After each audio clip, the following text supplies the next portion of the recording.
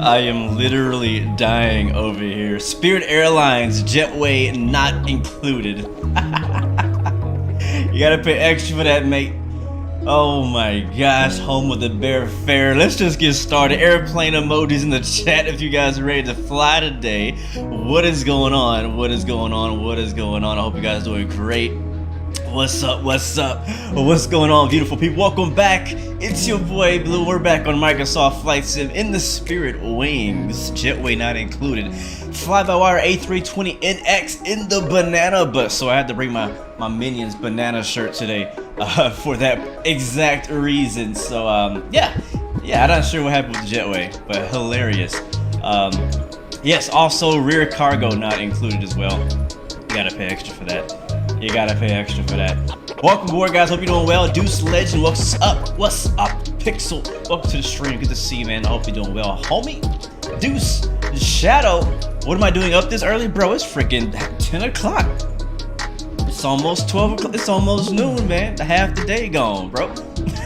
I know, it's early over there on the West Coast, though. Thank you, Pay Mommies. What's up? Welcome to the stream. Good to see you. Mikey D's in the chat. Welcome aboard. I hope you're doing well, my friend. Hope you guys are doing great. A-Man, welcome to the stream as well. Herman Vinstra, welcome aboard, my good friend. I hope you're doing good. Mad Dollars is in the chat. What's up, bro? Hope you're doing good, man. You're gonna need those Mad Dollars if you're gonna pack some luggage on the Spirit Airlines flight. They're gonna make you pay. They're gonna make you pay. They're gonna make you pay. Ouch.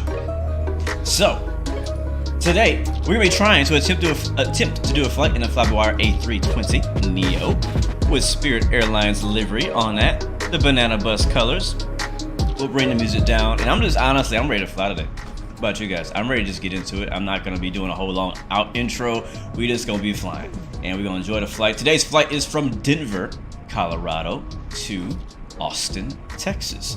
It should be about an hour and 40 minutes en route. We are gonna be flying on Vatsim, but also on Microsoft Flight Simulator's multiplayer. So if you are not really into Vatsim yet, or you're on Xbox or something like that, you can definitely join me on Microsoft multiplayer. I believe we're on the USAE server, and because people always ask me this when I am not able to do it, I'm gonna hit escape just for a second, and you can see on the top right of the screen right now, I'm so sorry. My track IR keeps punching my thing. Yeah, right there. You can pause the screen. Blue Games 5412. I'm not gonna repeat that again. USAE server. If anybody happens to ask, that's what it is. Help me out. There it is. Beautiful. Good morning though. Good to see you guys.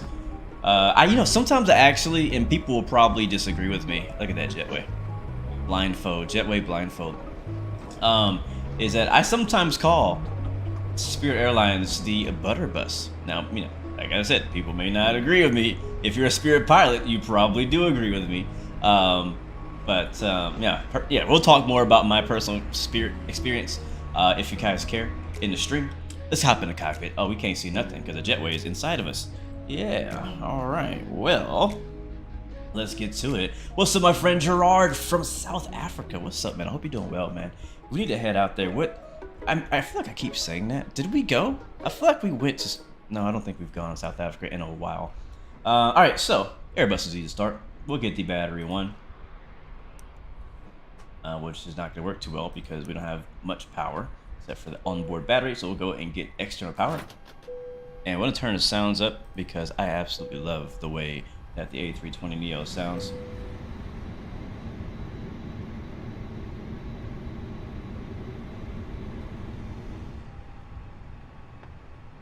Alright, Microsoft should be... Okay, there we go. I don't know why it does that. Alright, cool. Let's get the ideas. Align, all set to nav in the up position. Airport IKO is Kilo Delta in... Wow, it's not early enough for this. Kilo Delta Echo November. KDEN, if you did not understand that. And we're flying to Kilo Alpha Uniform Sierra. That's KAUS. Austin. What are all these sounds? Let's test. Okay. Oh, there's like... Oh, no. The jetway is inside of us, and I can't see anything. Okay, we're gonna have to get rid of that. That's not okay. Not okay, GSX. What's up, Jared from Phil? Is that PH? Where's PH? Philadelphia? Where that's at? Not sure where that's at. No smoking signs on. Emergency exits on. Nav. Logo lights on, and that is all we need to do for now. On the top end, we need to get our Airbus, our fly pad opened up. Is it a little dark to you guys? It seems dark to me.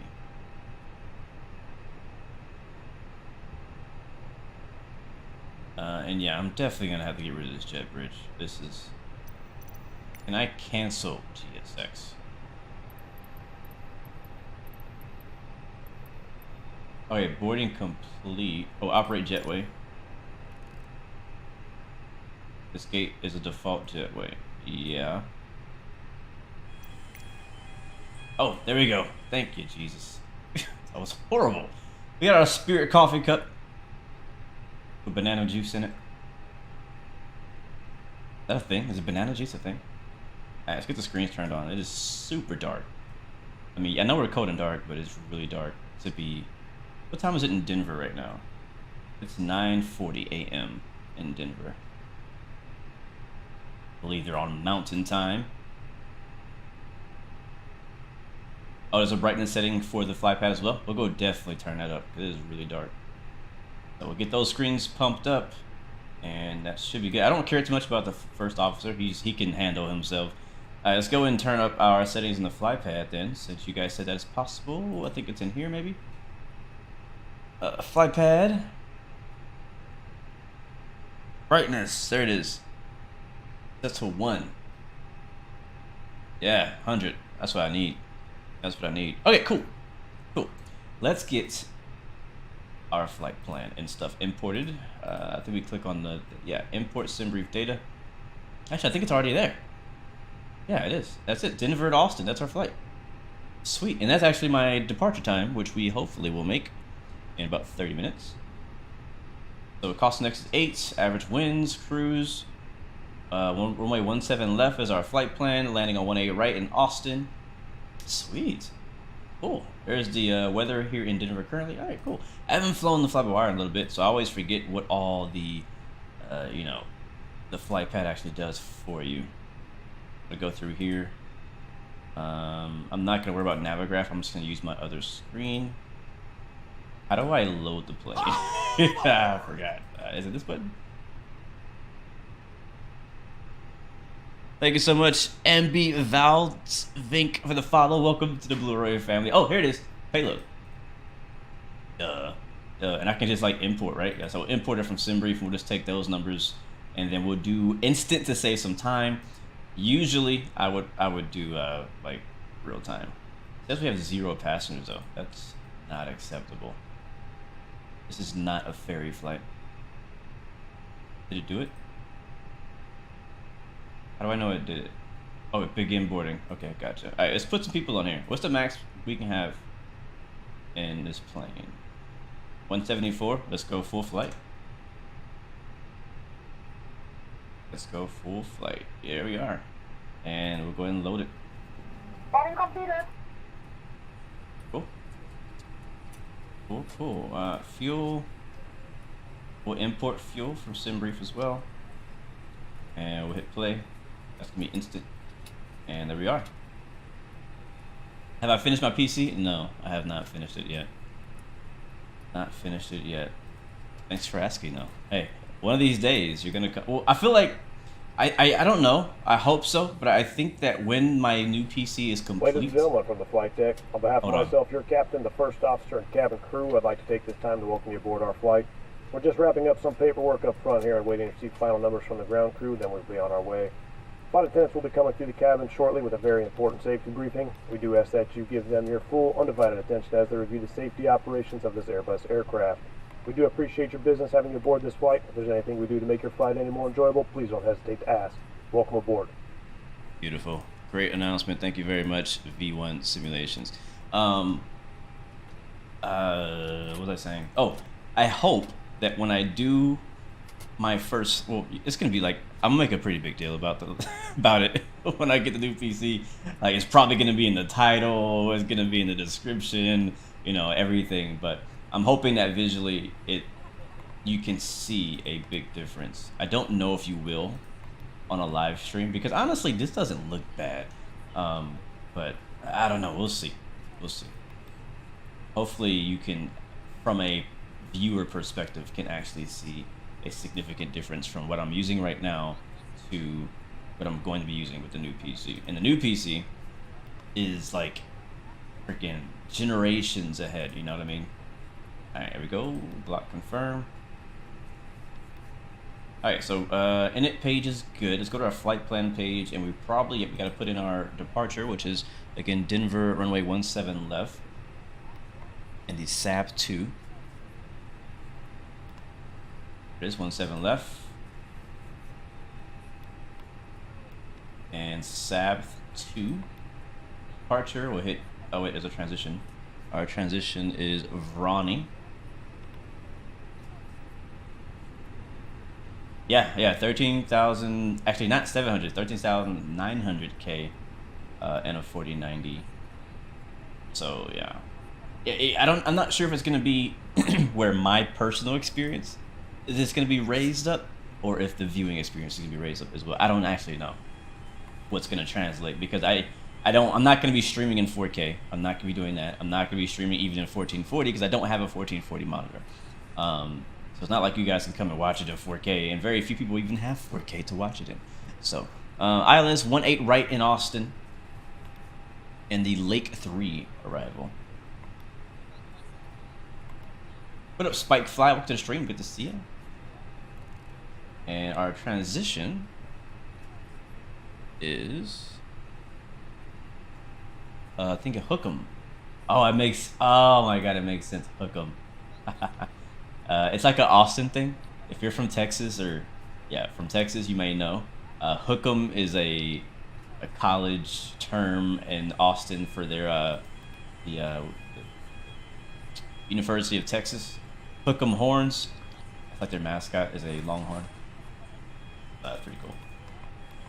I only ever get the references when I actually go to places I know of. Alright, we're gonna hit clear on this right here if we don't need that discontinuity there.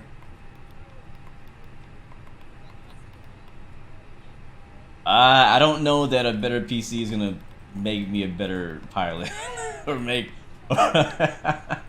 or even have better landings, but I'm definitely gonna work on it. It'd definitely be a smoother experience.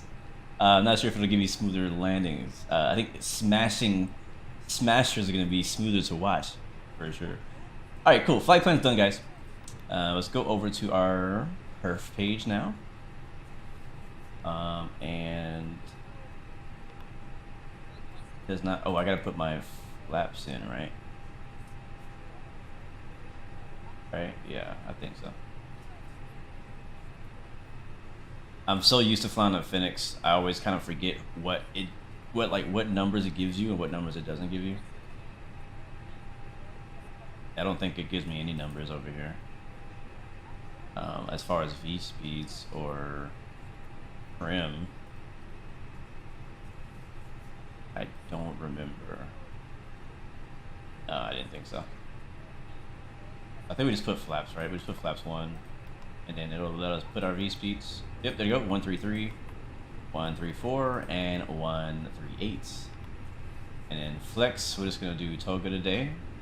And our clean climb speed is gonna be 219, so 219er. Put that right there, and there we go. Perfect, good. All right, so init page is good. Cost next 8, everything's imported correctly. We're cruising at flight level 370 today. 37,000 feet. We can probably go ahead and request some wins if we like instant. Nice. And then perf again. Double checking here, make sure we got everything filled out. I think we're all right. Progress, fine. Flight plan, rad nav. It's good. Cool. We're good to go. I mean, if we want to print out the weather, we can do that. But I don't really feel like we need to because we have it on the flyback. So, all right, let's get the APU started and call up GSX to give us some pushback. So fuel pumps on. And we're gonna get the APU started. And in the meantime, we're gonna also get the seatbelt signs on and beacon lights on. And call up GSX. Arm doors and cross-check. All the sounds you hear are built into the fly-by-wire A320neo. I'm not using Pack X today because I don't want it to overlap. Let's do prepare, pushback, and departure. Frontier 320 Neo on our right wing. What up, Hate'em Killer? Welcome to the stream. They can't make takeoff calculator as they are not allowed data from Airbus. Wow, really? Yeah, we got 174 minions on board today. Oh, hey. What's up, homie? 174 minions, not souls, minions on board. I agree, Big Cat. This is the best sounding aircraft. Let me think. You said on any sim. Do I agree with that? It might be the best sounding aircraft on any sim. Oh, I don't know, because Zebo sounds really darn good. I would say it's top 3. It might be number 2 after Zebo when it comes to best sounding aircraft. I'm trying to think what other aircraft sounds amazing. APU should be ready to... Oh, where are we pushing back? Taking off runway 17 left is what I said, I believe. Right? Okay. Yeah, 17 left, so you go nose to the right.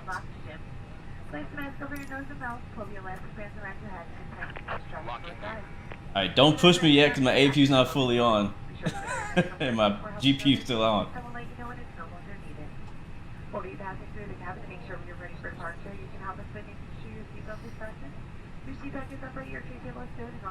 Yeah, oh yeah, you're right. The INI A300 on X-Plane. Yeah, as well as the Challenger 650 sounds really good. And then the Q400. I need to fly it again. I remember the Q400 not sounding bad, but I felt like could have been better. Like those turboprops, like you really, it's hard to get that right. It's really hard to get that right. All right, AP bleeds on, external power is off, beacon lights on, seatbelt signs are on, cabin is now doing a safety briefing in the back. We are clear to push, nose right, brakes release. Commencing push. And we'll turn our transponder on. And we're clear to start engines when we're ready. We'll lock the door. There we go. Pilot depth, no sound pack. This is just the fly-by-wire A320neo mod in general. The whole plane is just modded and included with the sounds. So, inside sounds or outside sounds? Ah, that's tough. Let's do inside for engine 1, outside for engine 2. I should say, we're starting with engine 1. Yeah. Alright, let's get it started. Engine crank. And start.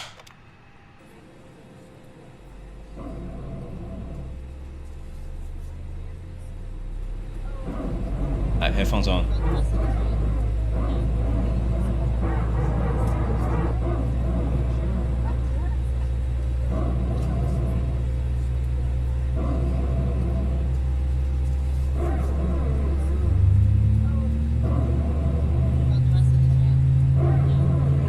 Set parking brakes.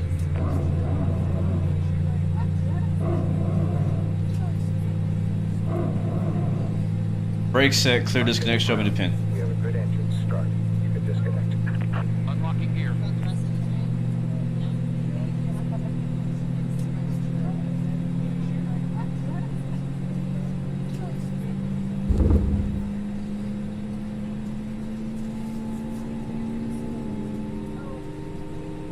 I'll tell you guys, I have worked around A320neos, and that sound is so accurate.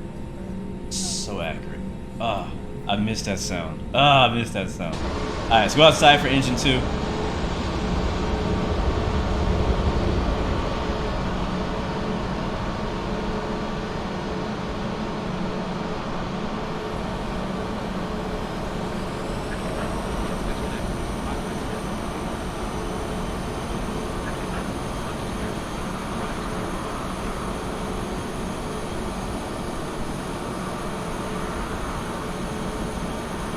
Hopefully we can hear it well. There's kind of a lot of other background noises and other plane engines on in the background, but we'll see how well we can hear this engine start up on engine 2.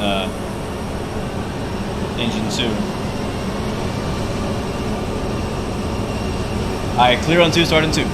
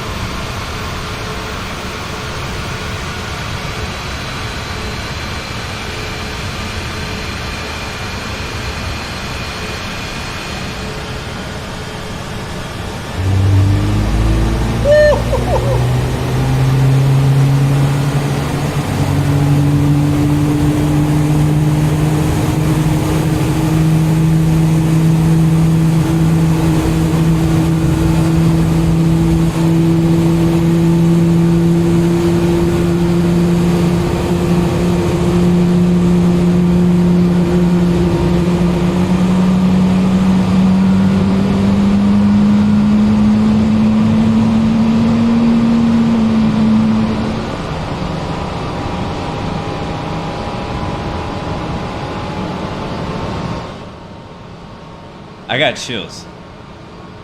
I'm not even, you can't see it, but I got, my hairs are standing up right here. Oh my gosh. How freaking accurate that sounds. Like, even like at the end of like the engine startup where you hear the engine kind of go, like that little like feather off, it does that in real life. That early sound too when the engine first kicks on and you hear that air sucking in, that that's legit as well, like super accurate. Oh, I can end the stream right now and I'll be satisfied. Can we just do this a few more times? You feel me? Oh my gosh. Thank you, Filippo, for the super chat donation, man. Hello to you as well. Welcome aboard. We're on the banana bus, and the banana bus got base. We got 174 minions on board. We ready to taxi. Without any further ado, let's get the cameras ready for the rollout. Man, yeah, I am getting low frames again. I am running my current system. Nothing has changed. I've always had low frames, so definitely looking forward to the new PC. I should be able to have better frames. Now, another reason I probably have low frames is because I'm using FSTLLTTL, which is giving me all this traffic in Denver, which is, I believe, Flight Beam Denver. All right, so both engines on. We'll recenter our mode switch flaps set to 1 plus F.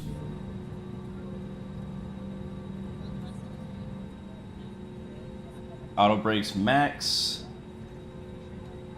Hope my speed brakes are working, because that would be a problem. Matter of fact, let's just go through and check. All right, so flap switch is working. I'm gonna go into flight deck and check my.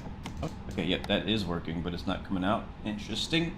And then we'll go ahead and release the brakes. We'll start taxiing. We'll do our flight control check on the roll.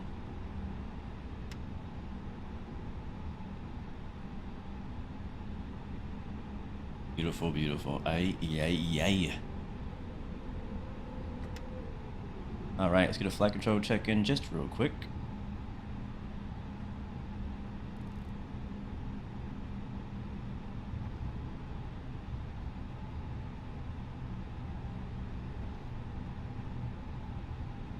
Using my twist for nose wheel steering, I should be able to turn. Okay, I think they might be using that as well, but all right, rotor pedals are working, which is good. Yep, Emily, welcome back. It's good to see you. Yes, we are flying in the banana today.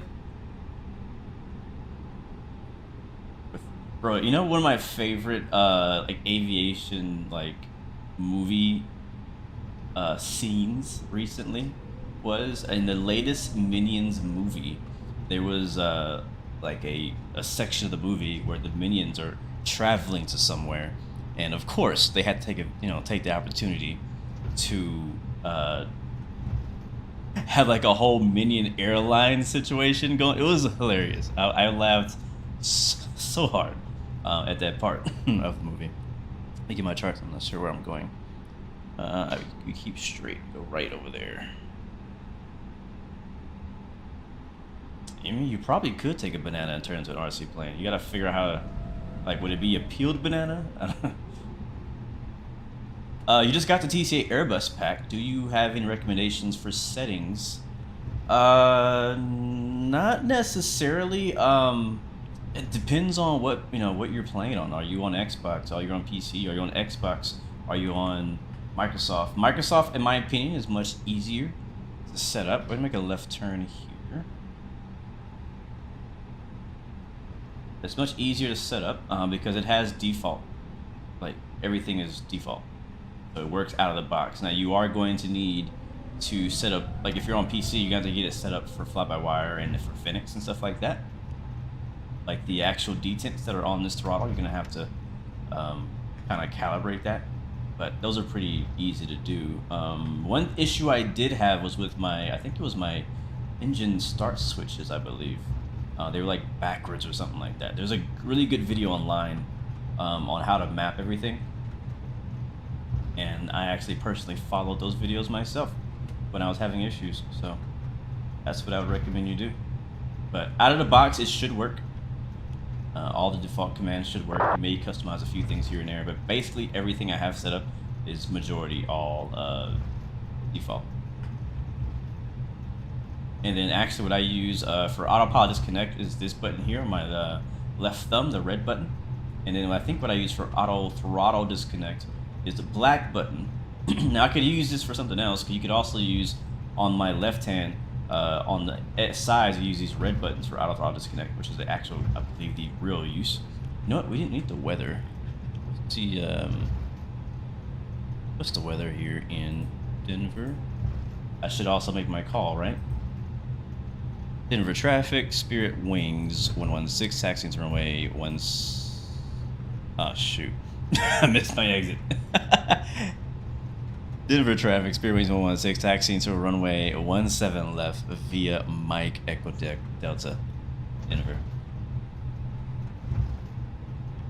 Alright, so I'm actually taxiing runway 8, and we need to go to 17 left, which is the other way. So I'm gonna Let's flip around here on mic. Hopefully there's no traffic.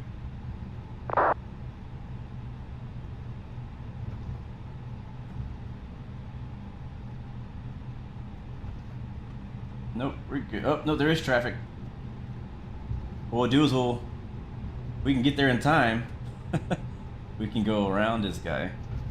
I don't know if this is a real person or if this is AI. Can't tell.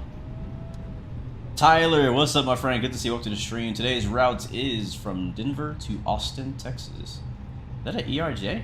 Yeah, that's an ERJ right there. Speaking of ERJs, while we're taking the long way, anybody buy the new ERJ mod for Microsoft Flight Sim? And if you have, what do you think about it? Is it worth getting into now, or should we wait? Because I don't own it yet, and I've been debating on giving it a try. I just have not personally been in the mood to learn a new plane. That's why. Oh, look at that, a lot. Hey, that's definitely a person. That's definitely a person. If they're in a lot, yeah, he's turning around. That's a person. Yeah, lately I've been flying like mainly just Airbus and 737s because I just haven't been in the mood to relearn any of the other planes that are really fun. Like I've been wanting to fly the A310, just haven't wanted to take the time to kind of get my head around how it works. Same thing about the MD-80 and a few other aircraft that I've been wanting to fly. It's just the Airbus, the A320 and the 737 are just so easy to just hop in. You know, like if you're used to flying those, it's just so easy to just hop in and go without thinking much about it. So this might be our turn. Yeah, this is our turn right here.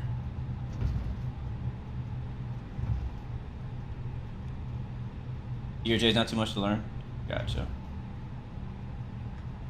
You know, CRJ would be a fun switch up too. That's a pretty easy-ish plane to fly. Pilot Depth says you got it and it's really good for early access. Really? Okay. How much are they selling it for right now in early access? How much is it going for? Maybe next week. If I get it this week, maybe we can fly it next week when I, understand it. And I still want to fly the MD-80 again. I thought about flying it today, but then I looked at it and I was like, it's so ugly. But yeah, I don't know. We'll see if we get around to it. I just need to redeem myself. The one and only time I've streamed it, I crashed. And I want to redeem myself. Welcome back. $33? Okay, that's not bad. That's not bad. That's pretty fair for a paper aircraft. All right, we forgot to put our proximity or whatever this thing is called, PWS. Okay, all right, we are just about ready. Our runway is right ahead of us.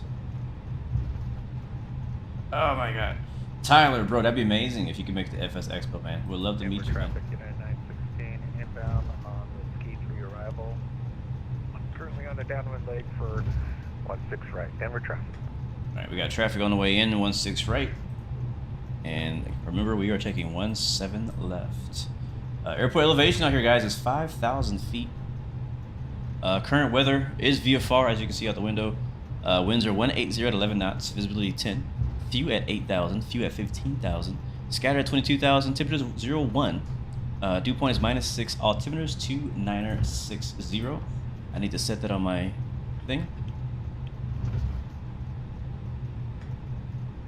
What's up, Fly Javier? Welcome back, man. Hope you're doing well. Alright, was at 2960.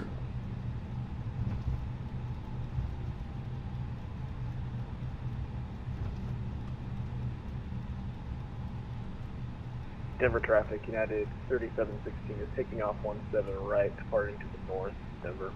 Alright, so he's departing. I forgot to put my taxi lights on. Alright, strobes on. Lights on. AP can come off. We've got to turn that off. And everything else looks okay to me. Last time we took off in the Airbus, I ignored that we had a few blues on here. Spoilers are not armed, so let's arm those. And takeoff config. Auto brake max. Yep, where we are. Good. No blue. And Denver traffic. Spirit Wings 16 is taking off runway 17 left, departing to the south. Denver. Alright, so we got somebody 17 right. I believe he's departing to the north. We'll go straight out. He's on the parallel with us. Brakes release, which they already are. Let's get it. No flex, all toga today. So toga in the chat. Let's get it. And sound up. I'm gonna shut up for the takeoff.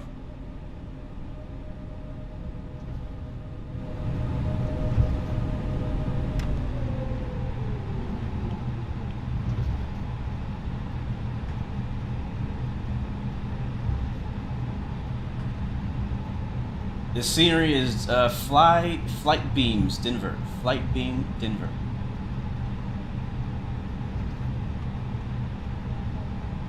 I hit the call button, and he didn't say nothing. Hey, all call. Oop, not that button.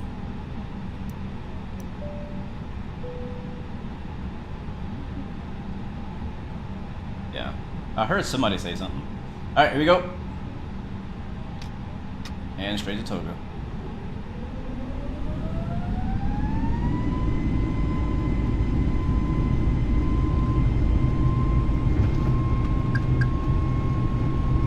Airspeed live.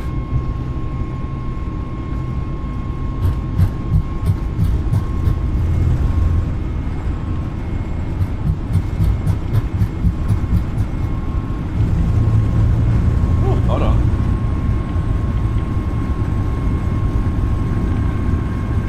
One.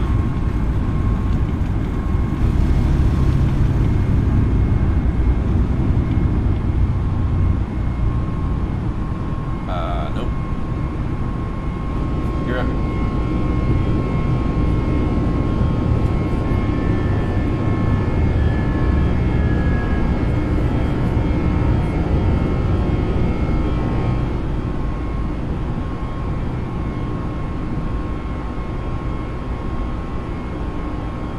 Alright, lever climb.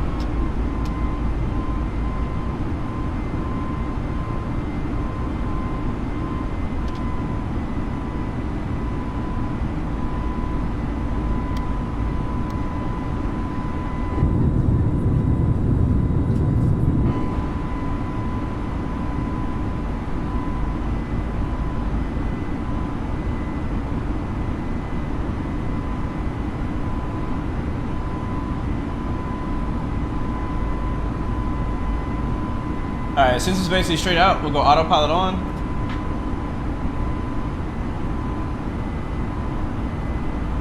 Flaps up. Feet off the rudder pedals.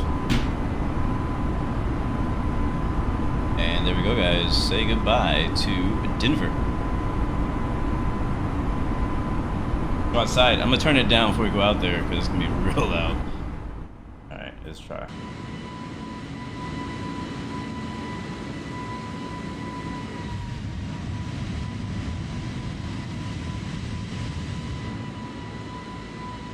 Go. Always love flying in and out of Denver. I just kind of wish it was a little bit closer to the mountains. Sadly, the direction we're going away from the mountains. Look at those smokestacks. I think those smokestacks are part of a DLC or a third-party freeware mod. I think it's called We Love VFR or something like that. It adds like a bunch of power lines. As you can see, I have power lines down there with actual wiring, and it adds like the different refineries and things like that. Like all the the things you have to watch for as a VFR pilot, as far as like things that are high up, are on there. All right, so it's like our departure is holding us at 10,000. We just let the plane fly to departure.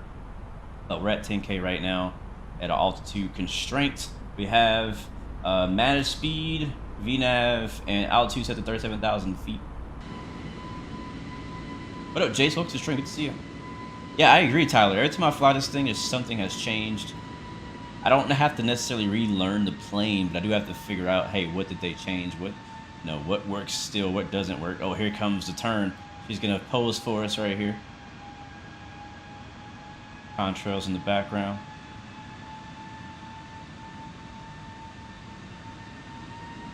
Oh, Big Cat, you have the ski lift one too? Yeah, that one's really good too. Yeah, I found 2 packs. It's like a We Love VFR and something else called Airlines, something like that, for Microsoft Flight Sim that adds, I don't know how they do it, but it adds like power lines all over at least the United States. And it looks really nice when you're at low level, flying either VFR or on approaches. What's up, James from Ohio? Good to see you, man. I hope you're doing well. We are just now climbing out of Denver, Colorado in the Spirit Wings A320NEO. The banana bus carrying 174 minions on board. You can see the Rocky Mountains off our right wing. Definitely appreciate them because we're not going that direction today. You wonder how the cabin's doing considering it's Spirit. We should be flying south over Colorado Springs at some point here.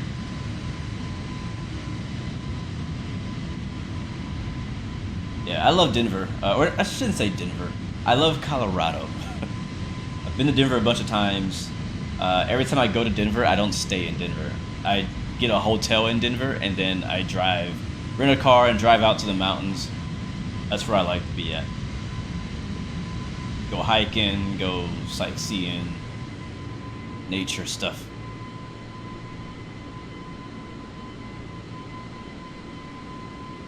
Yeah, hopefully everything goes well in today's flight. Last time I tried to fly the 320neo, I had a really bad stuttering towards the end of our flight, so I'm just really hoping that doesn't happen. I did fix my mega stutters that I used to have in general, but I'm not sure if the issue that I was having last time has been fixed. Hey, we're above 10K. Let's go get the landing lights off. Here we go. Off. Runway turn-offs off. Taxi lights, takeoff lights off. Wing lights, we can turn those off as well. Beacon lights can stay on. Strobe light is going to stay on. Nav logo lights can stay on. Seatbelt signs will stay on for now. We'll ping in the cabin. Let them know that they can start their service and whatnot. But we'll keep the seatbelt signs on. And we get unarm our spoilers. Gear is up. Right now we're squawking VFR. Let's change that. Oh, clear. 116. There we go. Very nice, smooth, chill, uneventful departure so far. I am down for that. Honestly, that's exactly what I want today. I just was like, you know what? I want to fly, but I just want to chill today. I mean, I know I say that like the majority of the time. It's kind of the reason why I play this game is because I love aviation and I also just want to chill.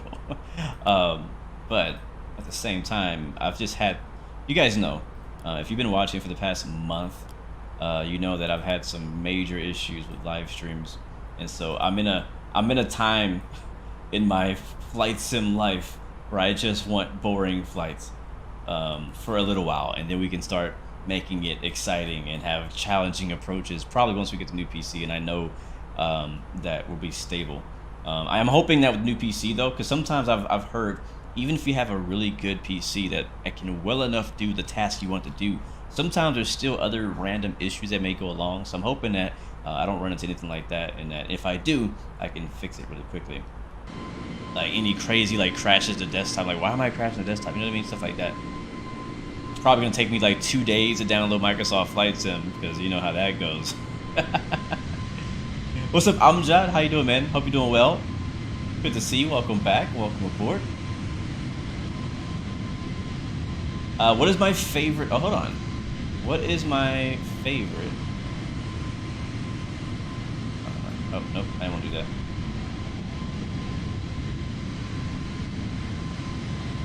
What's my favorite Lay's chip flavor? Classic. Classic is my favorite Lay's chip flavor. Maybe it's boring. I don't know. I just like the classic flavor. I'm gonna keep my eyes on these mountains for a while because we're not gonna get to see them for that long. When we get to Texas, actually, what direction are we going? Hey, what are we gonna see? Anything? We're flying directly over Colorado Springs and then over Pueblo, Colorado, and then over North Texas, like Amarillo, stuff like that. Yeah, so boring. Nothing's gonna be interesting to see out there. So this is the scenery. If you're here for scenery, this is it. Enjoy it. Thank you, Wolfgang, for the subscription. Welcome to the Blue Arrow Royal family. Good to see you, my good friend, and welcome aboard. Hope you're enjoying the flight.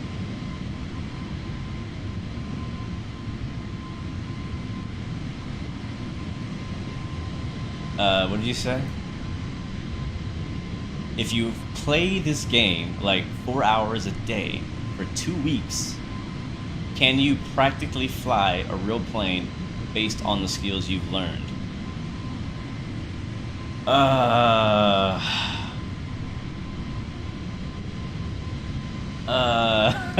That's a tricky one. That's a tricky one.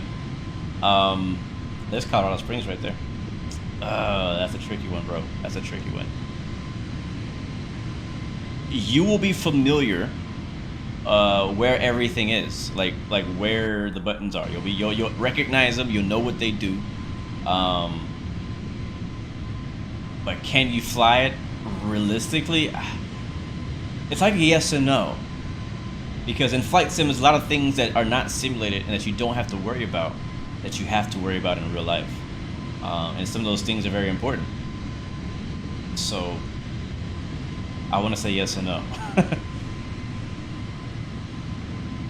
I mean, to answer your question, when I sit in a real world cockpit of a 737 or an A320, do I feel like I can fly the plane? Yes, I do. I'm not gonna lie. Like when I get in there, you know, I'm looking at stuff. I'm like, I could fly this. I could legit fly this. I believe that I could. But again, I'm not a real world 737 pilot.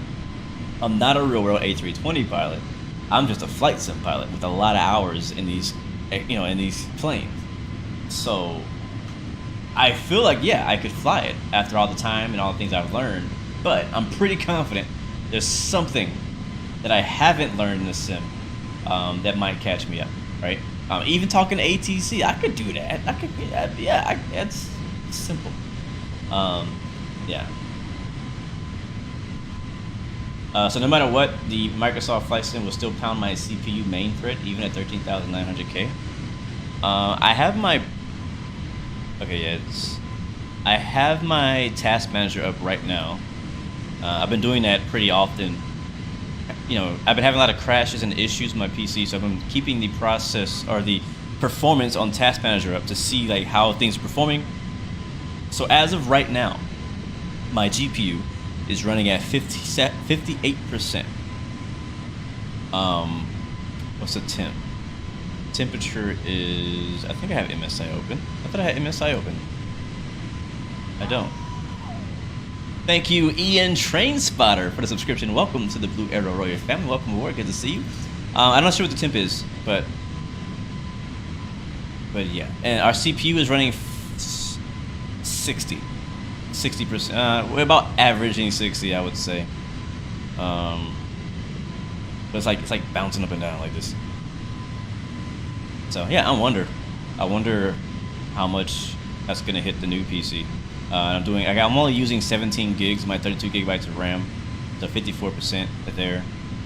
So I mean, things look pretty stable on the task manager, and I'm running 73 degrees Celsius on my GPU, which is really good because I used to be running 84, 85, 86. So it's actually really good now.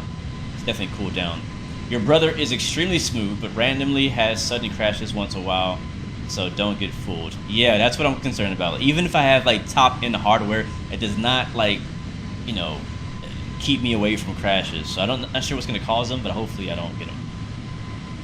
Jace, you just got the MD-11 for X-Plane 12, and you're going to fly it today. Bro, that's a great plane. That's another plane that I want to fly. I just got to relearn it. I haven't flown it in so long, I don't remember how to fly it or how to start it. So I gotta go back and dig in my notes and probably watch another YouTube tutorial. Oh, that's my life right there.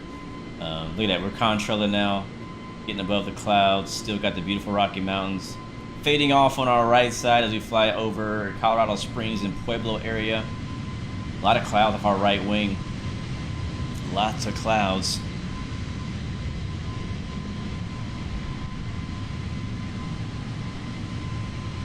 Wolfgang, you just bought Train Sim World 3 by watching me. Oh, well, hopefully you like it. Because if you don't, then it's my fault. So, man, I hope you like it. I like it, so I hope you do. I did admit, yeah, I admitted, was that last stream? If you watch me, you might spend some money. I don't do that on purpose. I'm not trying to sell you or anything. I like a lot of things. I just hope I don't ever recommend anything that people won't like. That's what I worry about. Yes, Dub, I agree with that. Flying, okay, so a lot of people think flying these airliners for hundreds of hours in the simulator is going to qualify them to fly airliner in real life. It will definitely give you a head start on learning how to fly airliner in real life. But I think where flight sim is most beneficial is in GA planes, because that's what's kind of touchable. If you're just getting started with flight training, if you're going to fly a Cessna 172 in real life for your flight training, and I'm being dead serious right now, if you're gonna fly a 172 or a Piper Aero, which these aircraft are in both X-Plane and Microsoft Flight Sim, if you're gonna fly those planes, I highly recommend you go out between classes or even before you start training and get really, really familiar with that plane. Go out there, fly, do some circuits, do some touch and goes, do some cross-country flying. Just get really familiar with the plane, and it'll save you a lot of time trying to familiarize yourself in the real thing. Now, you're never going to get that feeling, right? That physical feeling that you get in the plane. That's something you have to learn as well, is that physical feeling and what to do when you get those sensations.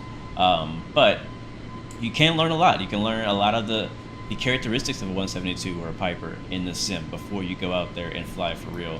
I think one of the biggest ways that flight sim helps pilots and people training is in procedures.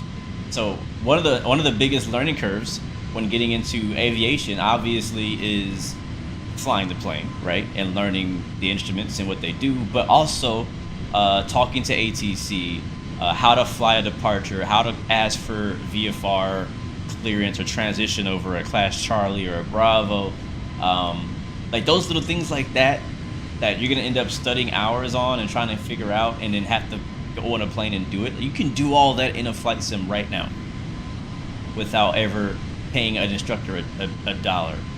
So, and that's something I really recommend anybody. And that's honestly my personal strategy. I still want to be a real world pilot, and I'm still going to be one. I'm just, after the PC now, because that costs a bunch. I got to save up for flight training again. But yeah, but for me is I'm using the flight sim to fly and learn how to plan across country. I've actually done my ground school already online, and based on what I learned in ground school, the ground school actually had me do some exercises, not for flight sim in particular, but it's kind of like some flight planning basics, flight planning advanced, how to do this, how to do that, aerodynamics, all the stuff you learn in ground school. I went through and kind of simulated, right, in X-Plane or in Microsoft Flight Sim to see, all right, I get it. It clicks for me easier because I'm actually kind of doing it, right? So, and then when you get into real plane, you're like, okay, yeah, I get it. So it'll save you a lot of money on instructor time, on all that stuff. It really helps with comms and procedures, yeah, for sure.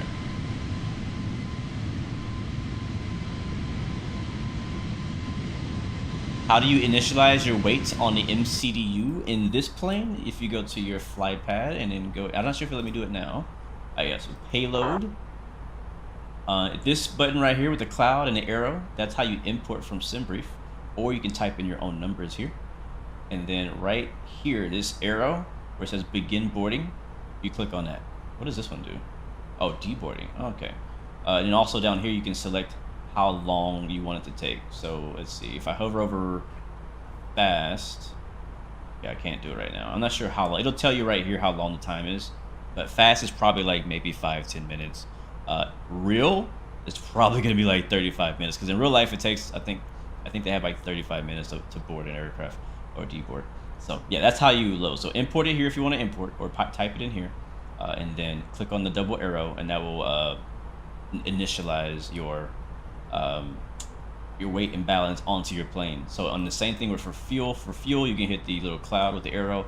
That'll import your fuel right here for from SimBrief. or you can put in your own number here by typing or moving this bar. You can also do the refueling time again here, and then when you go into your FMC to initialize, I think that's what your actual question was. If you go to, I think it's MCDU menu, ASUS, AOC menu, and then init press. And then if you don't have a flight planner here yet, you're gonna go right here. It's gonna be in orange, and you're gonna click on this. Now you have to have a flight plan already generated in SimBrief and have the fly-by-wire connected to your SimBrief for this to even work. So if your fly-by-wire is connected to SimBrief, and I think you also have the SimBridge. I'm not sure if the SimBridge is required, but the SimBridge third-party behind-the-scenes app that runs on the fly-by-wire installer, I think that has to be running for your MCU to work correctly. I think. Either way, if you have all that stuff set up, all you do is click init data request, which again will be in orange, and then a few seconds will take, and then it'll populate this with your flight plan, your ETE, whatnot, and then you go to init on the actual init button, and then you'll have another orange button that says init press. You'll click on init press here again. That'll import your entire flight plan, everything except for the departure and arrival and runways and stuff, but everything else will be in there. I'm a secret dovetail. I'm definitely not a dovetail employee. Definitely not. We've just reached our cruising altitude for the flight. As it begins to settle in, I do want to remind you to please keep your feet and elbows clear from the aisle as the flight attendants will be coming through the cabin with galley carts shortly. Also, one more reminder to please refrain from congregating to the front galley where the flight deck door is located. Thank you. Atif, welcome to the stream. Good to see you, man. Ooh, good one. Tyler Smith says that runway incursion at JFK, which I actually have not looked into yet. I need to look into that. Is a good example of how understanding taxi instructions is just as important as flying the plane. I agree. And this is one of the reasons why lately, I'll probably say the past 6 months or so, I have been focusing more on taxiing as well as flying in the sim. Because, you know, usually we fly and we just taxi to like the nearest gate. Like, all right, there's a gate there, we'll park there because we don't have to park anywhere in particular. But now what I try to do is I try to decipher from the aeronautical chart where, like, pick an actual gate. Like, all right, we're gonna park at B23, right?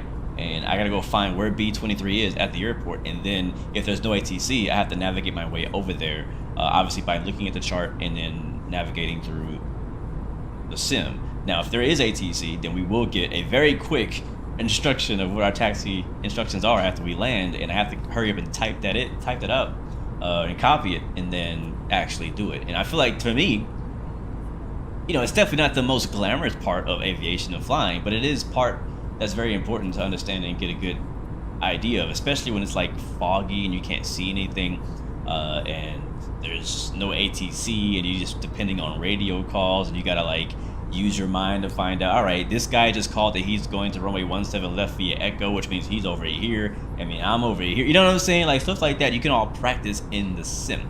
You don't have to go pay somebody to fly with you to say, hey, I need work on my taxi skills. Can we, you know, spend $200 in fuel just taxiing around the airport? Nah, man. And thank you, Robert. Yeah, I agree, man. I think that for instrument ratings and stuff like that is very helpful too, using the flight sim. So I'm very, very, like, I really push people to use flight simulators for training because it will save you a ton of money. Because flight sim is, sorry, aviation in real life is really expensive, and anywhere you can save some money, better. When is there gonna be a train simulator or train sim world live stream? Man, I don't know yet, bro. I put out a poll last week between, hey, should we do a flight sim live stream Friday or a train sim live stream Friday? Not sadly, I shouldn't say sadly. But flight sim won by like a lot, so we did that. I do have some train sim videos coming that I'm working on right now, but I don't know, man. I want to do one. We're overdue. We might. We'll see. I don't have one this week. Oh, this is a good time to talk about it. So I don't have any train sim streams this week. Maybe we can do one next week. I'm down for that. Maybe we can schedule that for next week. But this week, guys, so Thursday evening my time. I don't know what time it is for you guys. 6:30 Eastern. I will be finally, for the first time in like years, I will be live streaming racing. You guys who know the channel, been following me for a while, I am a huge racing fan. I play iRacing, I play Assetto Corsa, F1 2022, F1 Manager, Project Cars, Forza Horizon. I've played all the racing games because I love racing. I love Formula One, I love NASCAR. And I used to do series where I would do a full season of iRacing or a full season of Formula One 2022 or whatever season we were in. But I stopped doing it, for a while. It was just too much effort for just, very little return at the time. But me, XP72, Shadow, and Leo STRIX have been racing together for the past, I'm not sure how many weeks it's been now. It's been a little while, a little bit. Maybe a month, maybe a few weeks. I don't know. We've been racing together on Assetto Corsa and the Formula One cars, and it's been so much fun. They've been live streaming the races, but I have not. I just been participating. So I'm gonna actually participate and live stream this Thursday. All 4 of us will be live streaming our perspectives. If you want to join us, if you have Assetto Corsa and you want to join us, you are free to join us. We only have up to 18 people can make it, and so far the last couple of races we've done, we've been maxed out. So come early. But this is Thursday night, 6:30 p.m. Eastern. We'll be doing Assetto Corsa racing at Spa in the Formula One. I think it's the RSS Formula One 2022 hybrid car. So come through. I'll have all the details in my Discord, and also I'm gonna post right after this stream is over. I'm gonna post the live stream up like on live, not live, but like schedule it so you guys can see it. Now I have all the links to download all the mods and stuff that you need. But it's gonna be spicy, man. Last night we were up. I'm not gonna lie. Just last night, me, Leo, XP, Shadow, we're all up to like 2 o'clock in the morning practicing at Spa, trying to get some speed, figuring out the braking zones. It was fun. It was good. It was a really good session. I think Leo, he gained like 5 or 6 seconds, like from the time he joined the session to when we finished. He gained like 5 or 6 seconds to his lap time. So that's me Thursday. XP72 is there in the chat, so he'll be streaming as well. So feel free to check him out, watch his perspective. I'll also be streaming it. I'm not sure which Discord we're gonna be talking in. Probably XP's, I'm assuming. But we'll have a link to the server, and the server is actually gonna probably be up leading up to the day. So if you guys want to go out there and practice, give it a try. But that's gonna be fun. I'm excited. I've been wanting to stream racing again.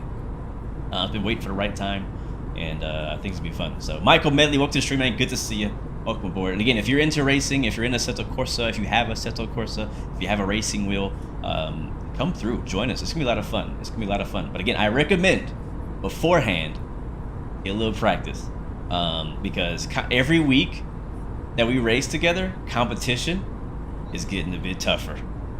Like, all of us are learning some stuff. All of us are learning some stuff. Is making us faster, and it's gonna be fun though. I'm looking for it. We're looking for a good, clean race. DO double, you can be team principal. Sounds good to me, man. We need one of those. That sounds good to me. I also need a race engineer. But yeah, it's gonna be fun. So Thursday at 6:30 p.m. Again, me, XP72, Leo STRIX, and Shadow will all be streaming our perspective. We'll be racing Assetto Corsa in the Formula One Hybrid 2022 car at Spa. So that's gonna be fun. So that's Thursday, and then Friday I'll be streaming something else. Probably flight sim again, or unless we could do train sim, unless you guys want that. I don't know. I'm just kidding. But yeah, that's the plan for the week. So yeah, I'm excited. I'm excited. Last night was a lot of fun, racing and practicing and stuff like that. But look at that contrail parallel to us off our right. Yeah, lap 1 is basically survival. After that, you gotta make it, man. You gotta make it. We got this double G. We got this double G. All right, guys, we're cruising at 37,000 feet. Air is nice and smooth. We are headed to Austin, Texas, and I'm gonna go ahead and turn off the seatbelt signs.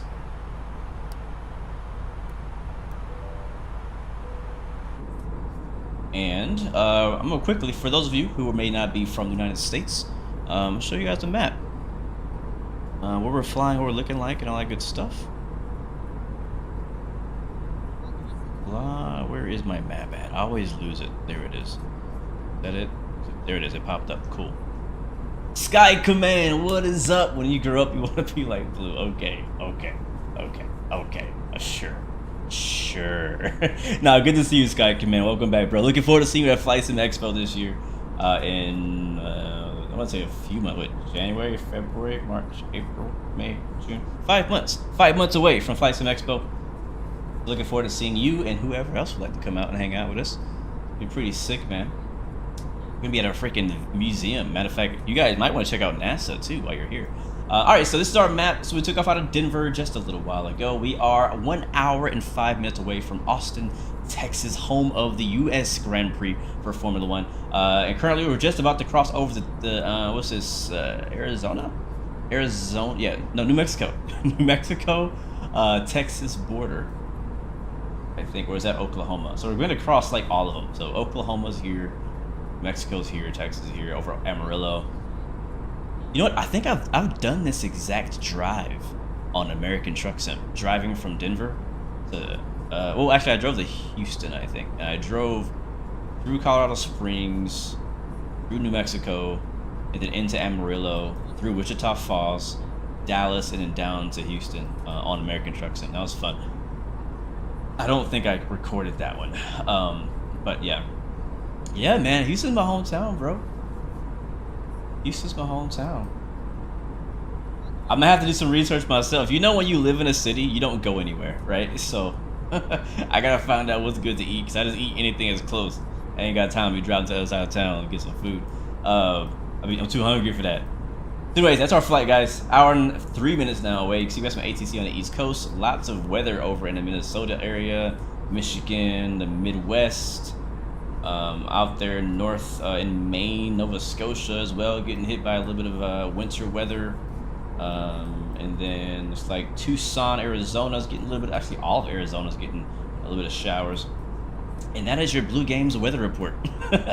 Anyways, back to our wing view. Yeah, sure, Sky Command, hit me up, man. Hit me up, bro. I got you. Do I still work at the airport? No, I do not still work at the airport. I stopped working a few months ago at the airport, and I miss it. I miss it dearly. I did not get fired, so don't think that. I left on my own terms, and it was a positive transaction, I should say.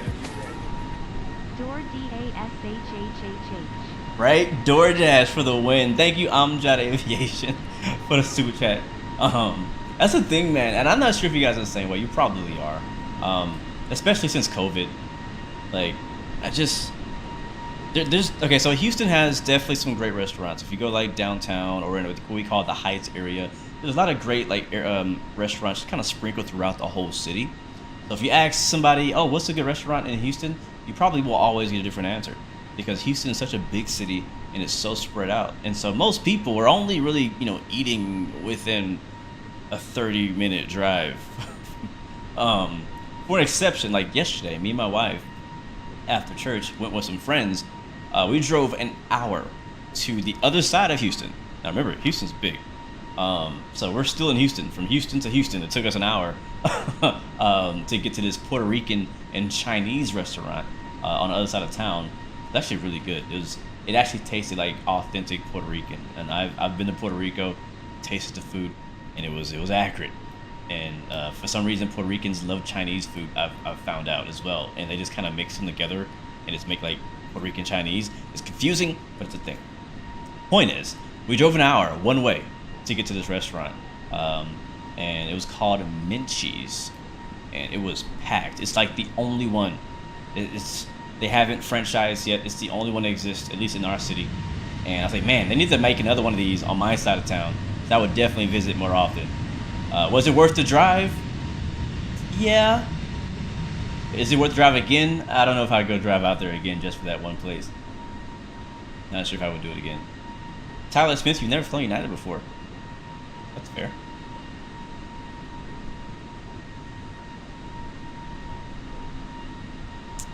You can't get out of the cockpit in the FlyByWire A32NX. The cockpit door you can't go through. Yeah, so pilot depth, that is a very stupid thing that Microsoft implemented. It is a barrier. I can't do it either. So there is an invisible barrier on most airliners, at least.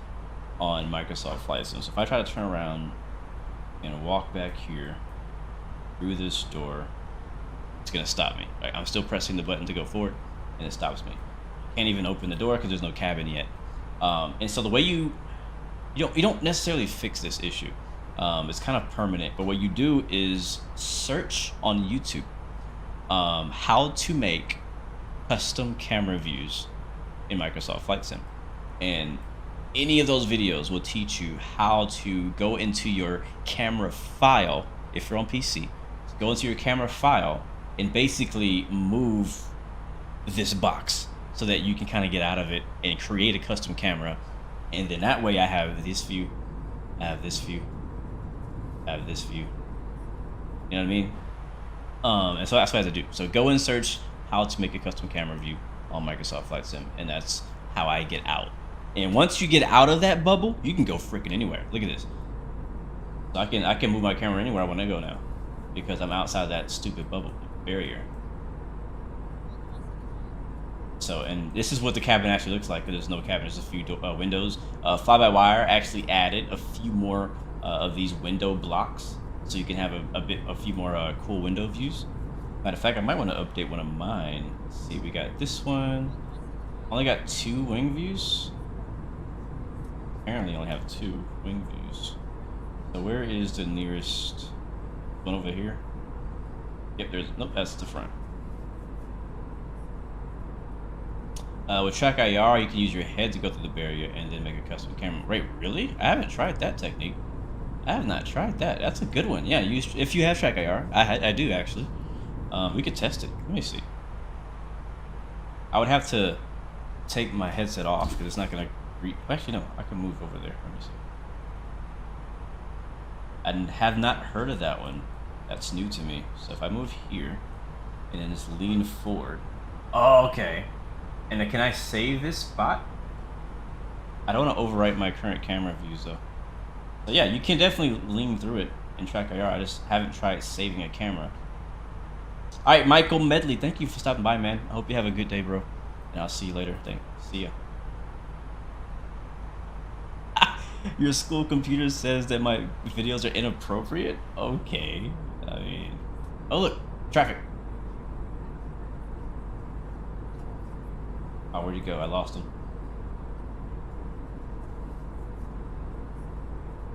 Like right here. At Contro. I mean, of all people, my streams is inappropriate? I don't know. I don't know. But hey, whatever they say, they're just racist. That's all it is.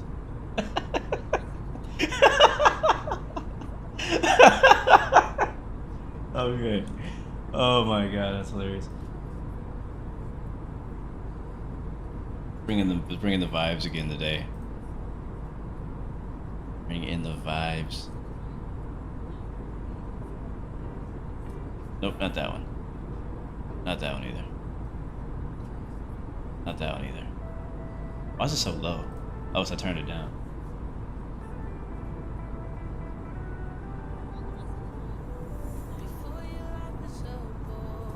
Yeah, I have a keybound for custom camera, saving custom camera. That's how I made mine. What in Houston? 16. Yeah, we have a massive. Our freeway. Oh, 16 lanes. This 16 lanes? Oh, it is massive. We usually have like 6 though. It's normally 6 lanes going each direction on the highway in Houston, and it's still backed up. Still backed up. If you end up getting trucking sim, can you use a keyboard and mouse? Wait, what? What's your question? Barcode bin. Sorry I missed your comment. What's up? Welcome aboard. Good to see you. Hope you're doing well. Welcome to the banana bus. Oh, traffic.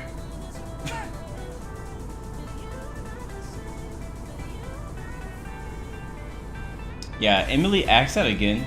I think you mistyped. I don't understand your question. Michael Medley, actually, I think you left, but you're asking, can I do a collaboration with Captain Canada? I'm down. If he's down, I'm down.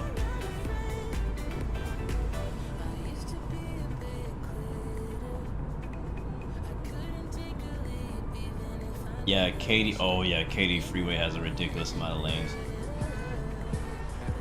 Ridiculous. Blue, I want to start streaming soon, just waiting on my set to finish. Any tips and softwares you recommend? Please also just connect your phone to the school Wi-Fi and it should work to watch Blue. I used to dance. Disconnect. Okay, hold on. Amjad, thank you for the super chat donation. That's going into the new Blue Games 2023 PC build fund for sure. Thank you so much for that. I really appreciate it. But what he said was, you want to start streaming soon.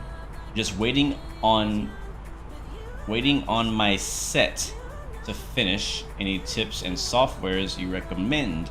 Also, PS, also just connect your phone to the school Wi-Fi and it should work to watch Blue. Interesting. Cool. What do you mean by you're trying to finish your set? Are you like building like a setup? Like from scratch, like out of wood and stuff? Because my first tip to anybody starting streaming is usually start now and start with what you have. But if you're like literally if you have like not even a desk and you gotta build a desk, I get that. I understand. You probably want to finish building your desk before you start streaming. But like if you have, you know, a basics flight sim or any kind of setup for gaming, I don't personally believe in waiting until you have like the perfect setup and everything you want before you start streaming, because you're never gonna have the perfect setup. You're always gonna want to add something to it. You're always gonna want to do more. And if you wait for that moment, you're never gonna get started. So I always say, start with whatever the heck you have now. And I'll tell you my story again. I started flight sim streaming. Where's my phone at? With my phone. Not this one, it was an older one. It's actually the iPhone. This is a 12, I think. 12? I think I have an iPhone 12 now, or whatever that is. Whatever the newest one is, I have it. Or second to newest. Either way, I started off with an iPhone, streaming as a multiplayer mobile simulator. That's all I had. I loved X-Plane. I wanted to play X-Plane, but I couldn't play X-Plane. I did not have a computer strong enough for running X-Plane at the time.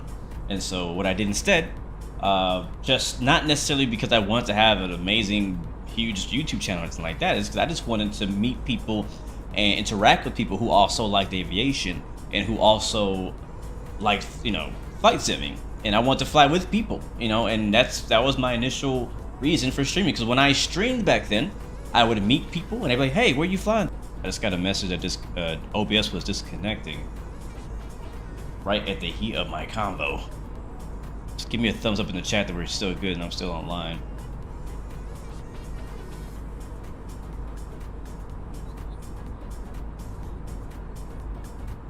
Let me refresh. Make sure we're all right. Yep, we're still live. Thank you, Javier. All right, so as I was saying, start with what you have. I started off with an iPhone, streaming flight sim on a mobile flight simulator. Met a lot of great people who are still probably in the chat and hanging out and watching the video today. And when I finally got a PC, I had, you know, this PC. This is actually the PC, my first PC I've ever had, actually. And so I started off with this PC and started streaming X-Plane and mobile flight sim as well. And so that's my tip, man. Just start with what you have. And if you do have something you can start with, do that, all right? Like, don't wait until you have the perfect server setup. Don't wait till you have the perfect livery, the perfect virtual airline, the perfect anything, because you need to start getting traction as soon as possible. Because if somebody else starts today, you're already a day behind them, right? So that's the way I see it. Does that help? You ordered a mic and some accessories to make the setup a bit neater. Sounds good. Yeah, I mean, you definitely need a mic, obviously. So if you don't have a mic, you always have to wait until you get one. So yeah, get the essentials that you need, but again, don't wait until you have this crazy, amazing looking setup to get started. If you go to some of the most popular live streamers and YouTube content creators, and you go back and look at some of their first videos, they'll look completely different than what it looks like now, because they had to start somewhere, right? Everybody starts with nobody watching. Everybody starts talking to themselves. Get used to it. Talk to yourself. Get used to talking to yourself. You don't want people to join your empty stream and no one's talking. There's nothing happening. It's just a wing view. It's just this. but imagine I'm not on camera, right? So, but yeah. Anyways, I'll leave it there. If you have any more questions, I'm always welcome to answer. I've learned a lot through my experience of doing YouTube, doing live streams, doing videos, and one of my passions, honestly, is to help you guys as well. There's plenty of love to share, plenty of viewers to share. I'm not worried about competing with anybody. I'm not worried about my numbers versus somebody else's numbers. I'm not worried about, hey, this person started a week ago and is getting better traction than me. I don't care about any of that stuff. I would love to save you time, right, on researching or failing at it, and just learn from what I've done wrong. You can ask me and XP talk all the time. You can ask him. I am constantly testing ideas on YouTube, constantly. Yeah. I'm always trying something different or weird. I'm like, I don't know how people are gonna feel about that, but sure, I'll do it. We'll see what happens. I'll learn from it. You know what I mean? So, Midnight Maverick says the hardest part of starting talking to yourself like you have 100 people watching. Yes, that's great advice, Maverick. Talk like it's 100 people watching, or 1,000, whichever. I believe if you have 100 people watching, or 1,000 people watching, or 10, they all need to be having the same show. If 10 people like your show, 100 people might like your show. 100 people like your show, 1,000 people might like your show. They just have to find you. They just have to discover you. You know. I think the difference between some of the, I won't say that because every channel has really done their work to get to where they're at, but there's some people like, there's a guy, I'm not gonna say his name right now, but he knows who he is if he's here. There's a guy that I know who does flight sim, and his channel was doing pretty good, right? He's kind of, you know, he had some life stuff that kind of kept him from really streaming as much as he wanted to. But he had a YouTube channel, he had traction. I think he was already monetized, I believe. I can't remember. But like probably like around 1,000, 2,000 subscribers. I can't remember how much he had. But he was what I call in position. Hold on. Thank you so much, Meebo, for the follow. Welcome to the Blue Arrow family. Good to see you. He was in what I call in position, where a new add-on came out, and he just happened to be the first one to stream it. He didn't get it early. He didn't get some kind of discount or early access to it. He just had really fast internet. It happened to be the first one to get it. But he's always been streaming. His setup is already there. He's already kind of have the way he does things. He has his style. He is a great content creator. The only issue is that people just don't know who he is. So when people finally came to this live stream to come watch him fly this brand new plane that nobody could get yet, they not only came to check him out, but they stuck around. You know what I'm saying? Not only did they discover him, but they stuck around because he was good. He's a good, like, he's entertaining to watch. And I think he was probably usually getting, I don't know, maybe 10, 12, maybe 20 people watching. And I think that day he had like 100, 200. I can't remember. It was crazy. But people stuck around. People stuck around because they liked his content. So, yeah, do your thing. Get started right now. Yeah, hit me up on Insta. If you can, hit me up on Discord. It'd be easier. My Instagram has been kind of spammed a little bit, and it's been harder for me to find messages on Instagram. But you can still send it on Instagram as well.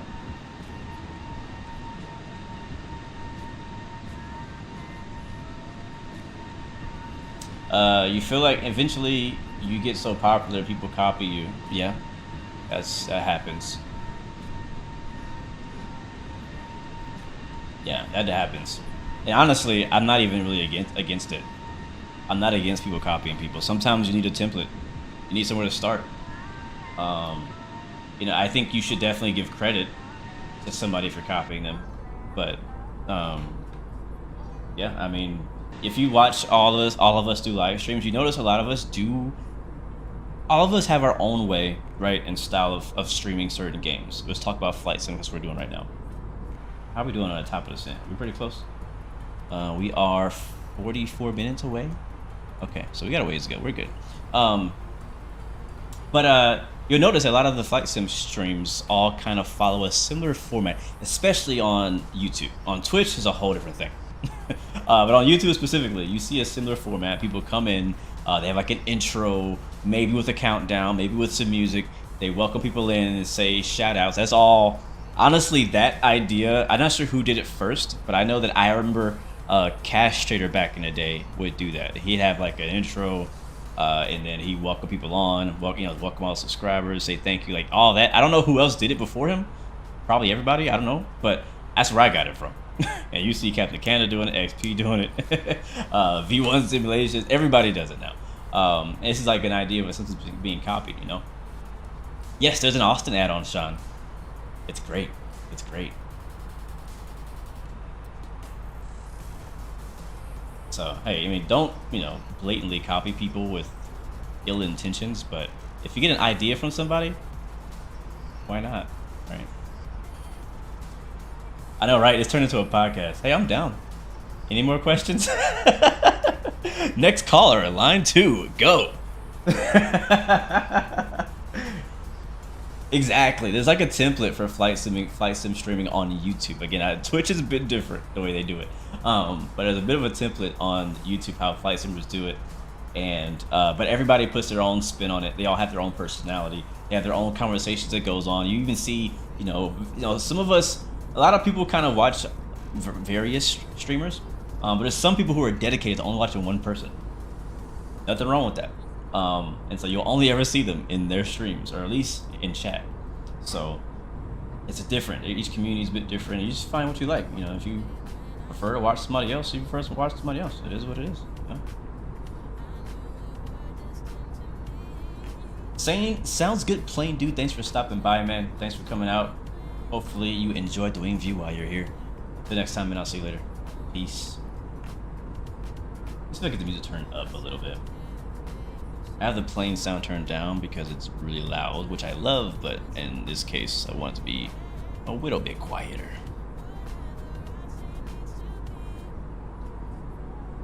Thanks for listening to Blue Arrow Radio on FM 116.66666.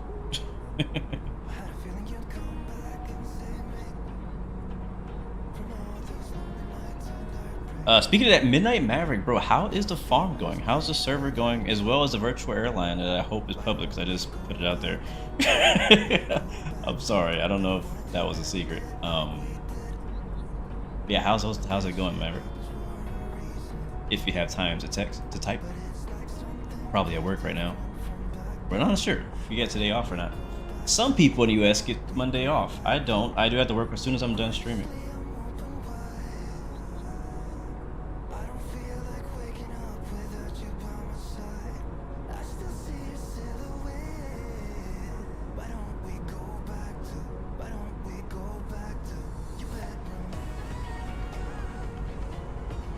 What's behind the name Blue Games?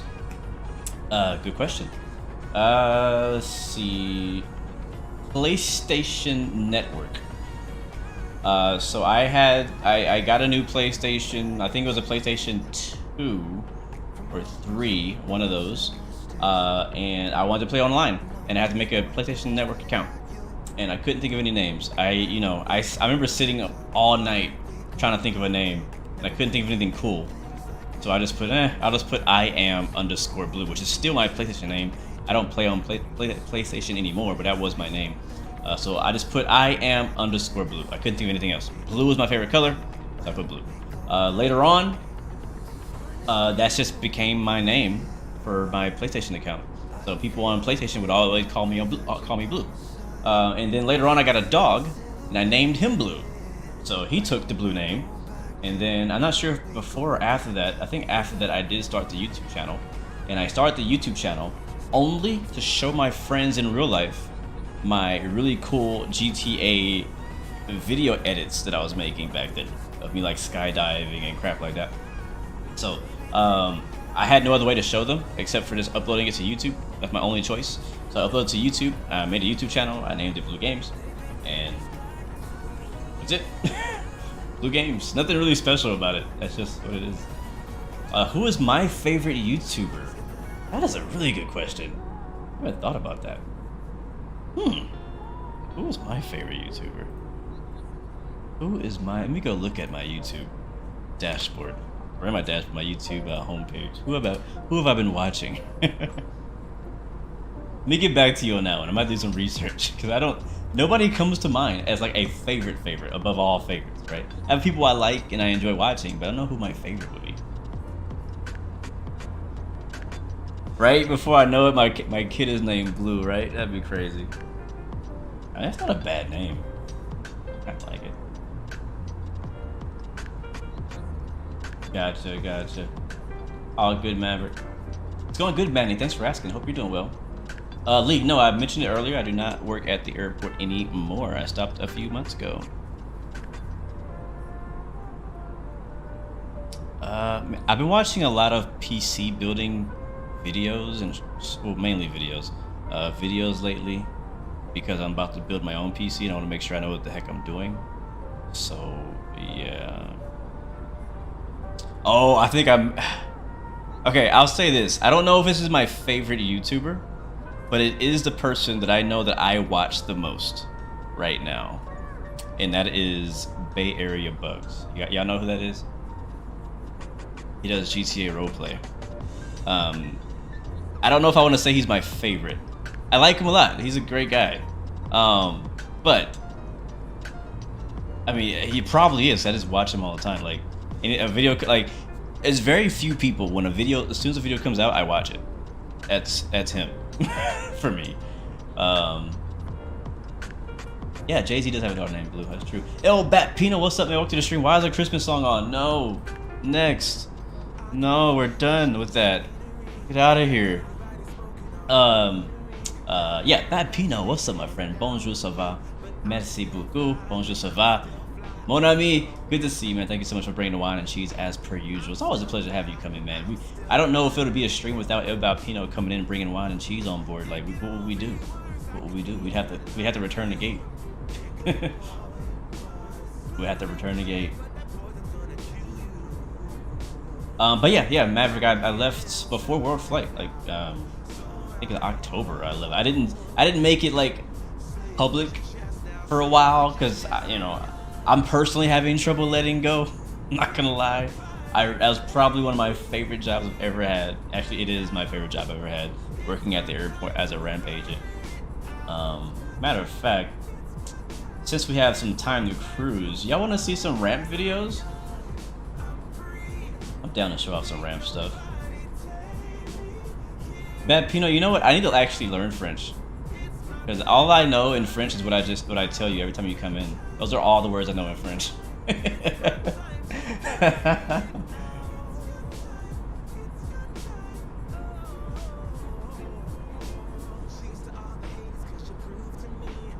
Yeah, Lee, I've seen you before, man. For sure. I remember you, man. Yeah, you've been around for a while. Yeah, Bugs. I'd be laughing so hard watching him and Civ Ryan and Jeff, of course, whenever Jeff is there. Watching him and Civ Ryan do their just crazy stuff on OCRP is just hilarious. So I watch it like daily. Like that's like my I would say I binge watch it because I don't binge watch it, but I keep up pretty good with it. What up, Ruged Ventula? Welcome to the stream. Good to see you. Hope you're doing well. Did I make a video about traffic settings in the sim? Actually, no, Bapino, I have not made any video about traffic settings. Am I gonna do a GTA RP stream? Never count anything out on the Blue Games channel. Seriously.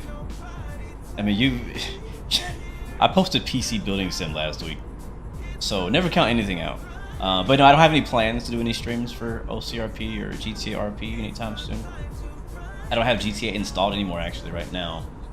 But yeah, I'd be interested in it. I don't know. I like watching. I think I like watching it and consuming the content more than I would probably like doing it for that particular thing. Yep, howdy. We're flying Spirit today in a banana bus. I think we're flying over North Texas right now. Yeah. We're like east of Lubbock right now, Lubbock, Texas. We are 33 minutes out from Austin.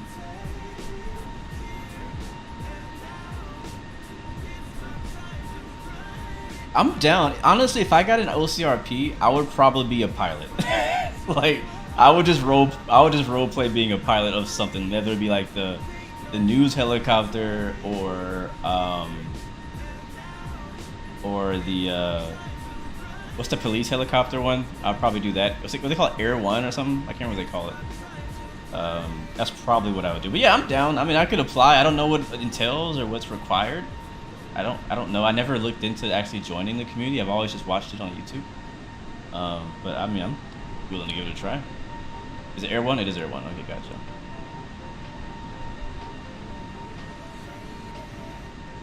Those pre-reclined seats. I hope not either, Chris.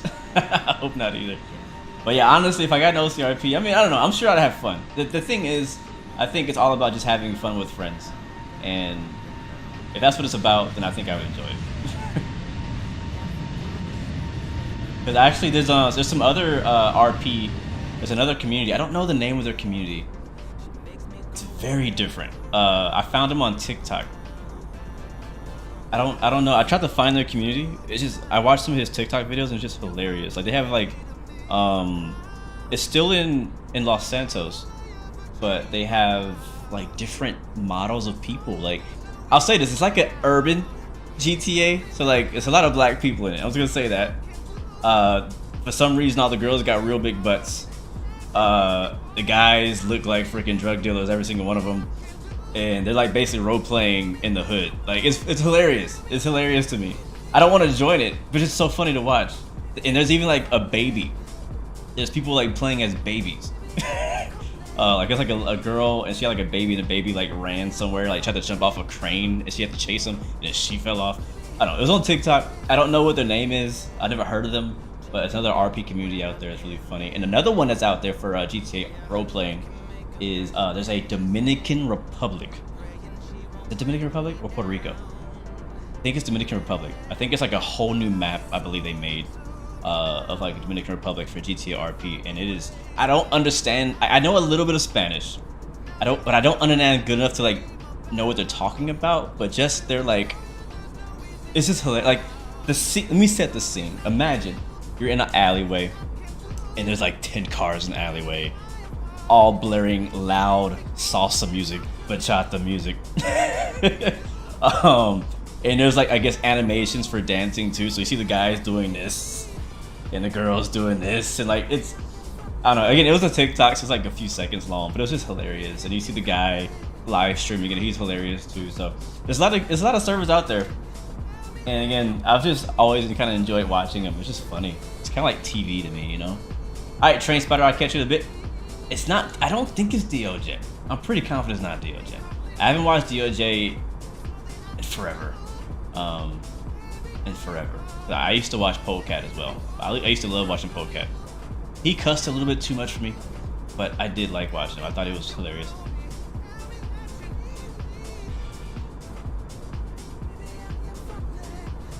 But yeah, man, when you fly Spirit, you don't get anything extra. The seats, some seats will lean back. You don't get no TVs. You don't get. I don't even know if they give you water on these flights. I don't remember if they give you free water. But you got to pay for everything. Everything's an upgrade. Everything's an upgrade.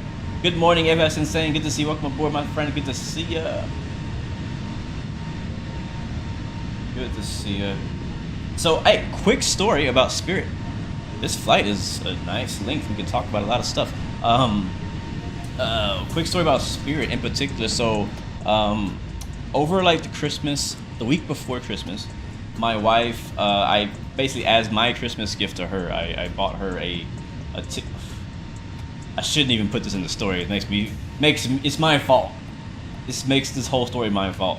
But point is, I bought her a ticket to see her family in Puerto Rico, but it was a Spirit flight. Yeah, I'm a bad husband. And so, long story short, on her way back, we really struggled her getting here because all the flights were delayed. This was Christmas Eve. This was the day that Southwest canceled all their flights. A lot of flights were getting canceled. Flights were getting delayed. She had a connection in Orlando, and Spirit customer service is horrible. And it really made me upset. I was like, what do you mean you can't look that thing up? Like, All we wanted to know was, are we gonna make our connection in Orlando? Not us. I mean, it was just her, but I'm on the phone. And they're like, we can't look and see that. So like, how do you not get that information? Like, I can see the information on FlightAware. I know she's not gonna make the connection if the next flight's not delayed. And so they're, you know, willing to put her on a flight, knowing that she's probably not gonna make it to her destination because the flight's delayed. Anyway, that made me upset. But yeah, I only fly Spirit when I have to, or when that's all I can afford, and I'm willing to take a risk. Flying Spirit is a risk. They should call it Spirit Risk Airline. But every time you fly Spirit, it's a risk. Now the pilots are great. So if you're a Spirit Airlines pilot, I'm not talking about you. I'm just saying that the customer service from the gate agents and whatnot is usually not that great. Customer service on the phone is horrible. And for me, when I judge an airline on how much I like an airline, it depends on the customer service. And then partly the delivery. I'm just kidding. Yeah, mostly the customer service. And I get great customer service when I fly Delta. That's why Delta's my favorite, I think, right now to fly on. United, depends. It's usually decent. American's pretty good, my personal experience. Frontier is, no offense, my ex-coworkers, is not great either. It's pretty even with Spirit. But is my career? Look at the trim.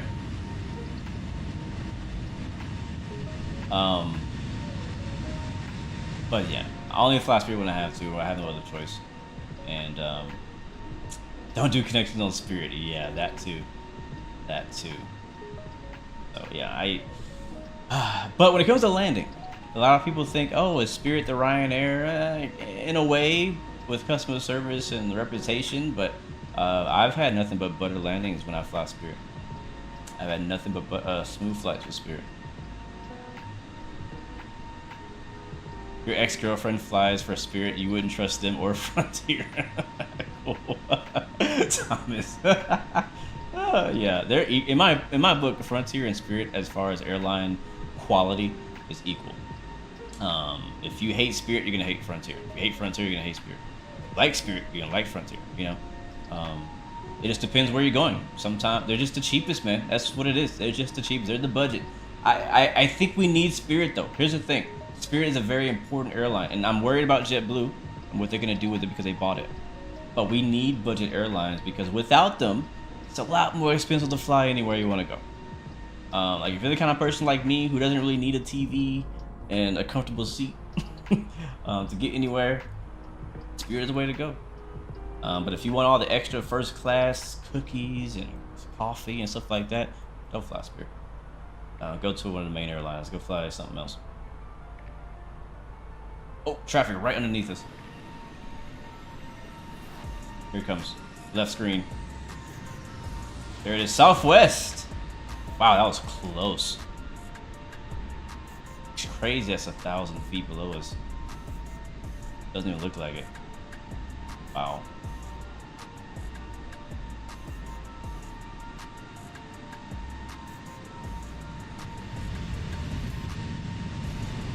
Alright, where are we now? Is this...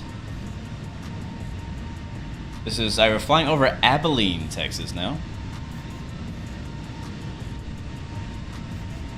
And I haven't made a video about it yet. I kind of recorded one, I just haven't posted it. About American Truck Sim, the Texas DLC. Personally, highly recommend it. It's very well done. It's obviously scaled down, but very accurate. It looks like Texas. The cities look like the cities. The highways look like the highways. Yeah, great job on the Texas DLC, and looking forward to Oklahoma. How much to crash my plane? I will crash my plane right now for $1,200. I'm just kidding. Don't do it. Don't do it. But that's my price. No, don't do it. Seriously, don't do it. I don't do that. I don't take orders in flight streams. But if you happen to donate $1,200, because that's how much I need for my PC, I would crash the plane and I would crash my plane and go to Micro Center today for $1,200. Oh, it's so stupid. Oh my god. But yeah, Delta's my favorite. And then United and then American. I have flown Alaska and it wasn't anything special to me. I flew Alaska when I came back from Portland. Tibaru, what's up, my friend? You're wondering if you should get the Phoenix A320. Honest answer, yes. It's cheap. It's a steal at full price. You're getting way more than it's worth. That is, in my opinion, the Phoenix A320 is a $90 plane. I'm not kidding. Like, if we reverse time in Flight Sim back before Microsoft Flight Sim came out, if anyone were to release an aircraft to the quality of what Phoenix put out, they would charge you at least $89.99. And I'm pretty sure chat would agree with me on that.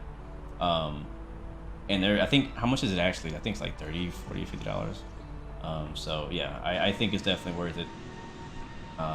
You can still fly the fly-by-wire. I like to jump between because flying the fly-by-wire A320 Neo, because it's an A320 Neo, is a different experience than it is flying the regular 320. It obviously looks different because they have the massive LEAP engines on there. Also, I personally think that these engines sound so much better because it's a Neo. Not because it's a better quality sound, just because it's a freaking Neo. The Neo just sounds amazing. It's one of my favorite sounding engines. All right, we just got the beep from Houston Center. Sweet, H-Town. 134-425.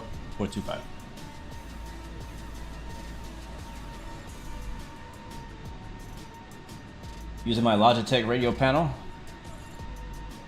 Also a recent purchase that I thought was great. I saw a lot of other people using the Logitech radio panel, and I was like, Alright, that looks helpful. Austin, you know if left or right today? You can land to the left side unless you'd like to know. Nope, left will work. Delta 13.2. Because I would hate when I'll be on ATC and I have to go down to this view Houston to like change the radio, and so I got a radio panel. Checking in with you. What did I do before becoming ground crew? The same thing I'm doing now. I do graphic design and web design and web management. That's my full-time job. 375, thanks. Radar contact 50 miles east of the Hammond 4, thanks. Flight level 360. Alright, let's make our call. Let them know where we're at. 375. We are. Where are we? Houston, good afternoon. Citation 835, November uniform flight level 410. Citation 835, November uniform, Houston, Center Logic Squawk. I'll turn music down. You're coming in very quiet for 5 November uniform. November 835, November uniform, Houston Center Squawk 6003. 6003. That's Stella or Still? Houston Center, Spirit Wings 116, 50370, 5 miles from Still.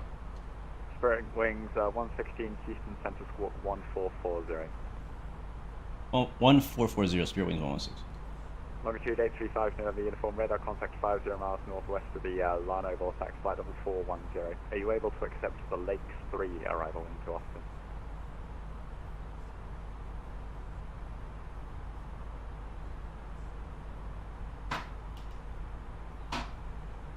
How good at math do you need to be to become a pilot? Basic math. Basic math. Position direct DILLO, Delta India Lima Lima Oscar, then the Lakes 4 arrival. Maintain flight level 410. At 1440. Alright, cleared to Austin, direct DILLO, then on the Lakes 3, maintain 410. Alright, he might give us the same call, so listen up. 5 November uniform, read back correct. Spirit Wings 116, radar contact 70 miles northwest of the DILLO intersection at flight level 370, thank you. Alright, cool. He just gave us a radio contact, so we don't need to do anything right now. But I am going to pull up our chart for our Lakes arrival. We are not far from what is scheduled to be our top of descent. November 835, November uniform. Switch over back to our Lakes 3 arrival. Yeah, we're like 20 miles away from top of drop. 2983, Austin landing south. The Lakes arrival. The Lakes 3, citation 5. Houston, good day. DILLO. Are we already at DILLO? Did we pass DILLO yet? Oh yeah, we did. Oh no, DILLO's our next waypoint. Alright, let's put our destination data in. I'm not sure I know Correction, Phoenix Clayton will Lafayette grab the Airport. ATIS for you. Mode 4 departure, Lake Charles Don't know if transition, this then does. Miles. Climb via the 5th, walk 451. Is this refreshed? How do I know if this is refreshed? Okay, Lafayette, this looks for departure. Alright, winds are 210 at 6, gusting 15. Visibility is 10, scattered 2200, broken at 3100, overcast 20,000. Yeah. Temperature 22, dew point 16, all similar to 2983. So we'll put our destination data in by going to the perf page. It would help if I press the button there. Shuttle 6119 on after scan runway 15 left, clear for takeoff. Phase. Q&H was 2983.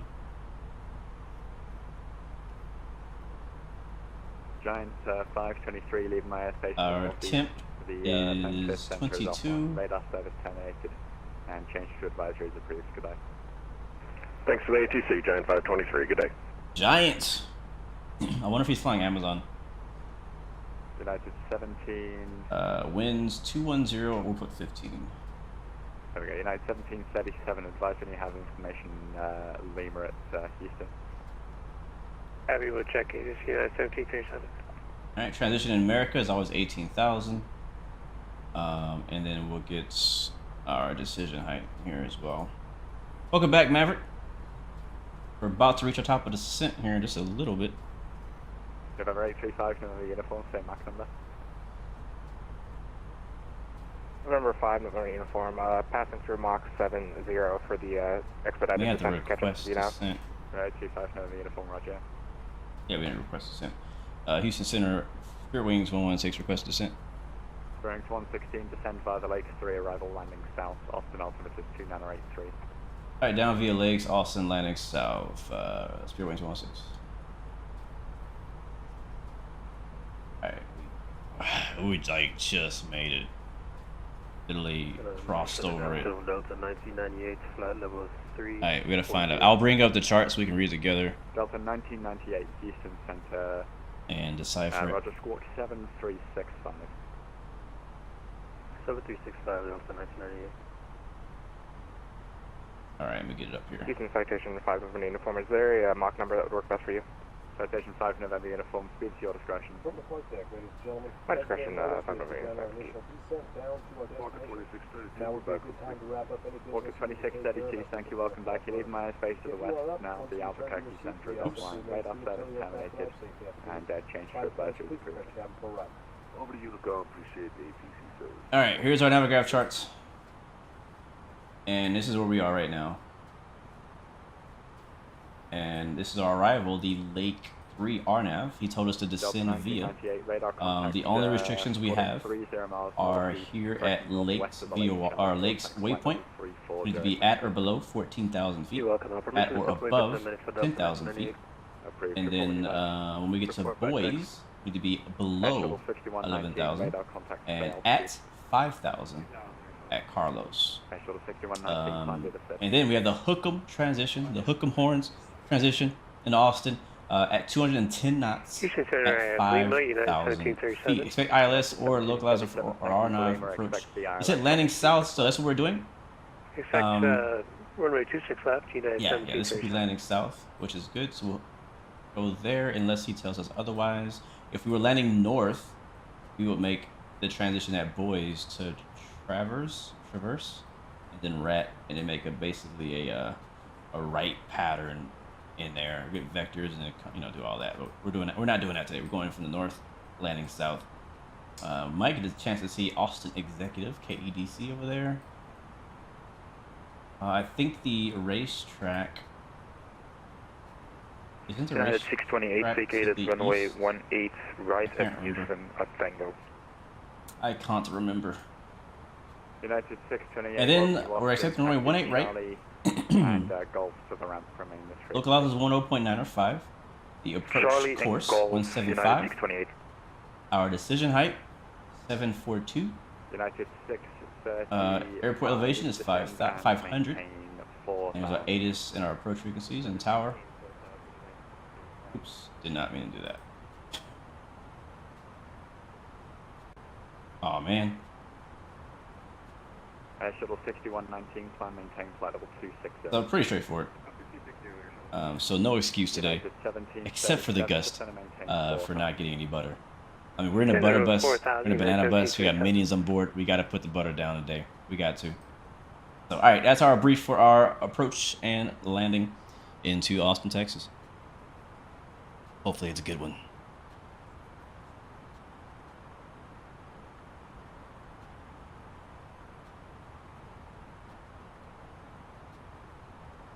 It's Travis. Ah, gotcha, user. It's called. Yeah, that's what I kind of thought. I mean, it was missing an A. Makes sense. Makes complete sense. All right, cool. Well, we got lucky. Got a little ATC. We got some traffic off our nose, about 15 miles ahead and 1,300 below. Do you know? That's a very good question. Let's say... Looking good on our descent. About 280 knots. We'll watch it. I can't remember if it's this plane or the Phoenix that had issues ascending at speed. Does this tray work? No, it doesn't work. Oh, Lake Travis. I completely forgot about Lake Travis. That makes sense. Makes sense. So we need to go down to 5,000 feet. We'll mark that here.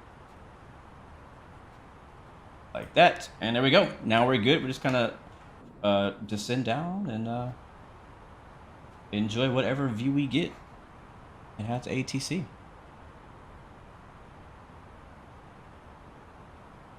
I re-downloaded a game called Ready or Not yesterday.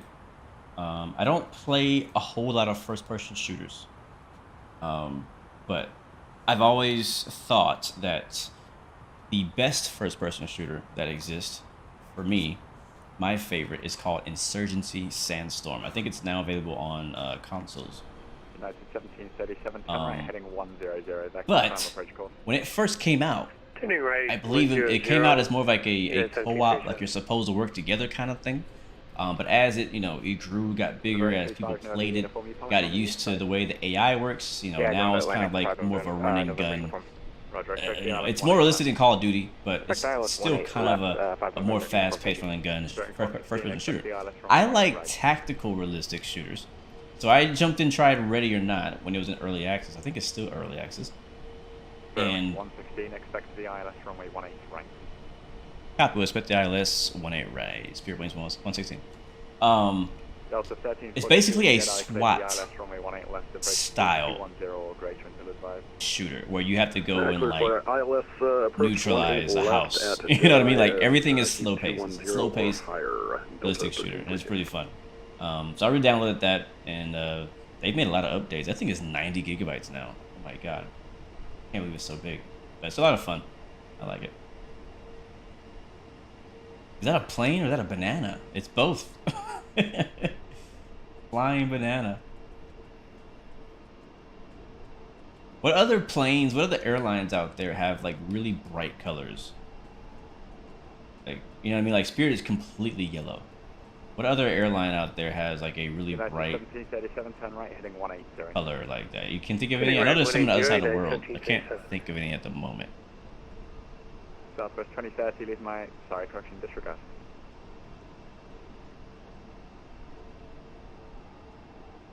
Southwest 2030, contact Fort Worth Center 135.17. What, Worth Center's on now too? 17, Southwest 2030, yeah.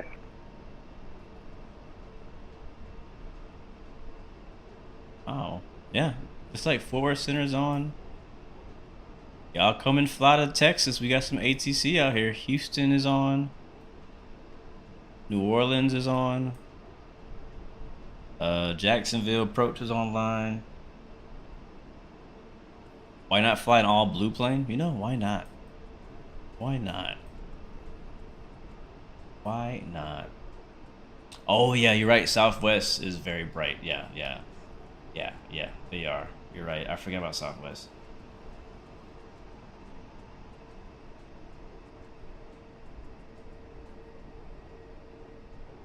See if we can see the city of Austin. We're getting really close here. That must be Lake Travis right there. Let me confirm. Yep, that's Lake Buchanan. Where's Lake? Oh, Lake Travis is down there. about Lake Buchanan. One thing I like to do in Austin is hiking. When I go to Austin in real life, it's only like was it a 3-hour drive, I think, from Houston? The city's nice. Austin has really good food. Austin is a foodie town. If you like trying out cool restaurants and just very unique stuff, Austin has all that unique stuff. Very cool town. But I like to go kind of like just outside Austin and go to some of the caverns and some of the mountains and hiking trails. And we don't have mountains, but they have like more like hills, like high hills. That's like as close as I get to a mountain within 3-hour drive from my house is Austin's hills. I do like the old Canyon blue livery for Southwest. Yeah, I agree. Delta 1342, speed 210 till Jedi, then 180 till R2. 210 till Jedi. Have I ever visited Norway in real life before? I have not yet. I would love to. I really want to go there. 1342, sorry. I don't know what I would do there while I'm there, but I would love to go there. Probably to buy some new clothes. It's probably way colder. 1737, I was just about to call you to establish, but it's important that you don't tend to establish unless you're cleared space. So United 1737, just want to maintain 2000. Oh, stutter. Yeah, we'd love to go to Norway. Am I planning any DCS streams? Thomas, that's a great question, bro. Actually, not yet, but I am planning to do some DCS stream testing on my current PC. I'm obviously going to play the new PC when that comes in, but I do want to do some testing. We need to change our because last time I tried to stream DCS, it went horrible. Like, it was just unplayable, unwatchable. It was fine on my end, but on the stream, it was like really bad. It was like really bad stutters. So, I gotta see. Reduce speed 210. Speed range 116. Very 35 November uniform. Reduce speed to 210 at Hookham, cleared ILS runway 18 left approach. So we're getting 18 right. He's getting 18 left. ILS 18 left approach. Citation 5 November. Alright, speed brakes it out. Are they working? Okay, they're working. Good. What was I saying? What was I saying? Norway? 4321, Roger, Norway? Yeah, I want to go Norway. Correction, state spot number. What is my favorite airplane that I have? Like my favorite plane to fly on my PC? Like in Flight Sim?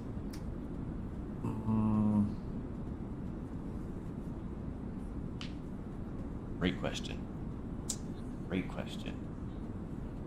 Favorite plane. My answer used to be Zebo. But it's not right now. I don't know. I like flying helicopters actually. Those are really fun right now for me to do. I don't know, man. Like I spend so much time trying so many different things that I don't really look back to see what was my favorite was. Definitely my go-to for airliners is Bearing 116 at Hookham, cleared the ILS runway 18 to right approach. At Hookham, clear for the ILS 18 right, speed range 116. I don't know. That's hard, man. You guys are hitting me with the hard questions today. I actually don't know. 21, thank you, runway 15 left. I'm not even kidding. I actually don't know my favorite Bravo, aircraft to fly. Echo, whiskey. 15 left side November, November Echo, whiskey, United 4321.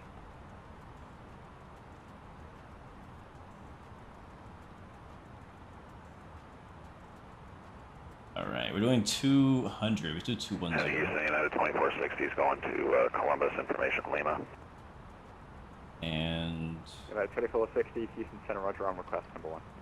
Alright, we're looking good. So if we look here at our screen, you'll see that our next... We're coming over the lakes waypoint, and we need to be below 14,000 feet, which we are, and above 10,000, which we will be. And then after that, we need to be below minus 11,000 at Boise. And he's going to clear us for the ILS, or he's already cleared us for the ILS via Hookham. Package filed 4,000, 350, and 10 departures with you, and 2411 on the squad for United 2460. Or runway 18 right. Correct, 15 left. Let's get the signal signs back on. Alright, we'll call you for taxi for United 2460. You know, I want to say a 787, but it's definitely not the 787. The 787 has been disappointing me time after time after time. Microsoft Flight Sim. 635, thank you. Clear visual approach runway 16. The 737 from PMDG has been dependable for me. 14. The Phoenix A320 has been dependable for me. Today's fly-by-wire flight, if it goes well, it so far seems to be dependable. Last time I flew it was not. I really like the Cirrus jet that came out from Flight FX. I really enjoy it. Like when I made that video I posted, I really enjoyed making that video. And sadly, since then, I have not had the chance to fly it as much as I want to. And so that's a plane. Correction, Spirit Wings 116, do not exceed 210 knots on the approach. Sorry, say that one more time for Spirit Wings 116. Correction, Spirit Wings 116, do not exceed speed 210 knots. Copy, will not exceed 210 knots, Spirit Wings 116. Delta 1342, Austin, I'll give him 205. Runway 18 left, clear to land. I think we have 18 traffic left, ahead. clear to land, Delta 1342. What else? The King Air mod, like the mod where it the steam gauge mod for the King Air is a lot of fun to fly. I like that a lot as well. I liked all the the realistic aspects they add to it. Oh, in fact, sorry, I forgot. I had a tower. Delta 1342, cancel landing, clearance, continue approach. Yeah, I think my favorite. Okay, I think I know what it is. My favorite aircraft to fly in Microsoft Flight Sim right now is the High Performance Group H145. That's my favorite thing to fly, and I think the reason why is because the missions that are attached to it. I can go out there, I can do search and rescue, I can do helicopter EMS, I could do firefighting, I could do the offshore oil rig stuff. Like I can do all that, and I think it's my favorite right now. Yeah, definitely. American 219 Charlie, I'm sorry, you're really breaking up there. I can't hear what you're saying. American 219 Charlie. Oh, that's depressing, Chris. That's Alpha Whiskey Delta Alpha Delta. War Thunder has modern fighters now, do they? 50 knots. Do they? I'm curious. I'm curious. I'm just throwing an idea out there because, as I said, I like to try weird things. Would you guys be down to play War Thunder? American 219 Charlie, I still didn't get that. I do apologize. Sound like a robot. Would I be down to play War Thunder? Is it worth getting into War Thunder today? The last time I played it, which was years and years ago, it had just came out, and it had nothing but the old planes. They did the mode that I did like was the realistic mode where you had to go back and refuel and rearm and stuff. I really like that. I didn't really like where you start off in the ground on the air and just dogfight. I didn't really like that. I liked like taking off from the ground, flying up, fighting, or dropping bombs and coming back. That's what I liked. I like that game mode. But I remember not liking the leveling up system. And don't you have to pay money to get like certain stuff? Look at that cloud ahead of us. Spot 3 George Bush with Lima ready for taxi. If I did War Thunder though, I'd be starting from the ground up. I'd be like a noob, man. I don't know. I'd probably rather just do DCS. But yeah, somebody asked about that earlier as well. Again, I'm doing some testing for DCS. So I want to do a stream. I was thinking about doing it today, but that's for us. 1210. No, we're not close to the top of the tower. All right, guys, we're below 10K. Center Delta 1435 on the ground. Altimeter sets. IFR to LA.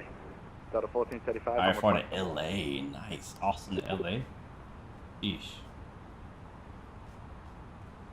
This is why I like having ATC. You actually get to kind of get an idea of where planes are going on the radio, and it's pretty cool. Delta 1435, clear to the Los Angeles International Airport. Alice 5 departure. You can take off. Stockton, Wait, what War Thunder are we talking about? There's aircraft carriers in War Thunder now? Look at this cloud formation in front of us. Squawk 2431. Clear to LA, A-list 5, departure Fort Stockton, transition 5000 initially, and 2431. That's the thing, that I don't want to get into War Thunder and grind. I don't. I don't think that I would like War Thunder enough to be willing to grind out War Thunder. I don't think I'd be interested in that. I think you can use joysticks and stuff with it, can't you? Thank you, Hunter, for that subscription. Welcome to the Blu-ray family. Welcome aboard, my friend. We're almost there. Hopefully you've enjoyed the flight and the ride so far. Thank you for your support, my friend. Hope you're doing well. United 4321. Because honestly, if I got in a War Thunder, I probably would just want to try the jets. I don't even know if they're good. Are they any good though? That's the question. United 4321. Is it just like Ace Combat? 15 left, cleared for takeoff. Which, I mean, Ace Combat is actually pretty good. Cleared for takeoff 15 left, United 4321. Unrealistic as far as how many Gs you can pull, but it's kind of real.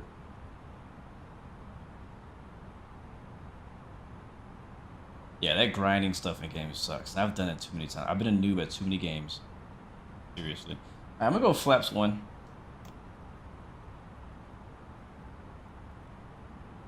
You're almost there, guys. This is really cool, flying through these clouds.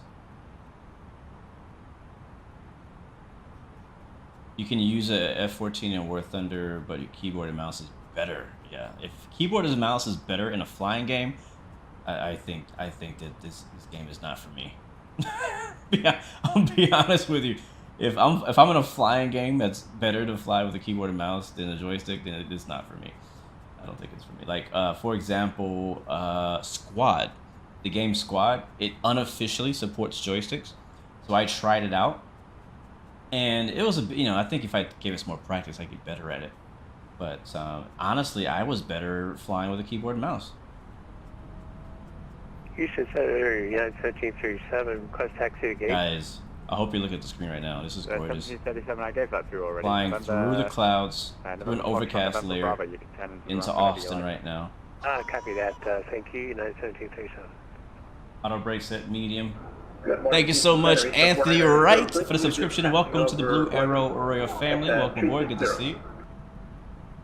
Eastern 490, I believe I was calling Houston Center. Roger, just be advised. Yeah, I think if you're gonna grind out a game, you can't grind out multiple games. Springs 116, contact Austin approach 121.0. Sorry, correction, Austin Tower 121.0. 121.0. Spear Wings 116. Thank you. Weird. He said point nothing. Like, I have no very confusing. uniform. We're feeling it right now. All right, where we at here? It's a fun run. All right, we're not on approach yet. Oh, are we high? Can confirm it eases up at 700. Hope we're not high. Oh, we're freaking high.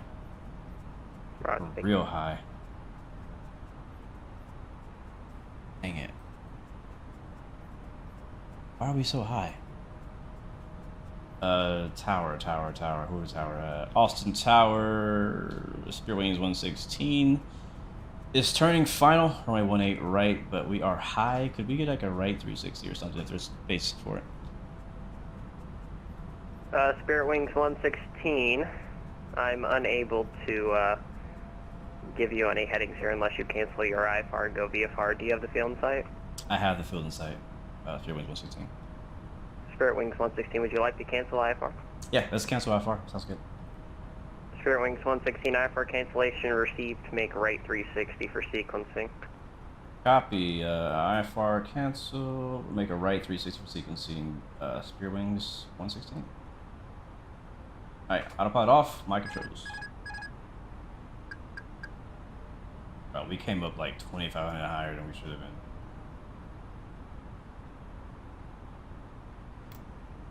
So down, way down. And we are now VFR. Oh, there's Austin. Downtown. Cool.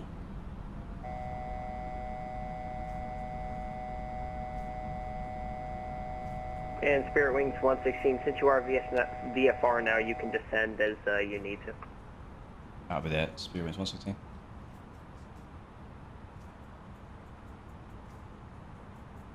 November 835, November uniform, stay parked.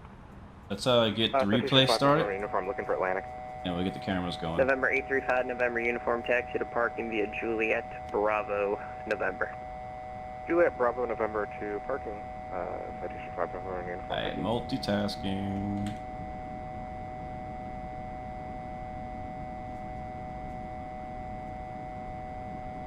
Alright, replay should be starting now. And flight control cam. Here it is. Alright, 3,000. Real fast. Sorry about that buzz. Yep, I know. I know. Alright, airport's back there. Making a descending 360. Spoilers are out. Spirit Wings 116, inner right base, runway 18 right. Inner right base, runway 18 right. Spirit Wings 116.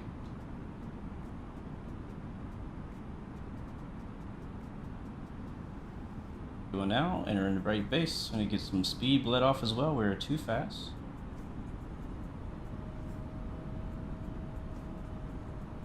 Right now we're below the ILS at this point. 2000. Approach 133.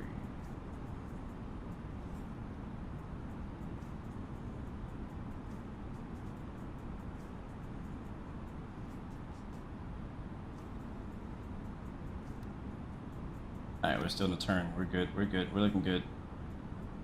Looking good. We're a little slow. Let's get some more flaps. Be the visual, so we're not gonna even really use the ILS. Spirit Wings 116, runway 18 right, wind 2106, gust 15, clear to land. 18 right, clear to land. Spirit Wings 116.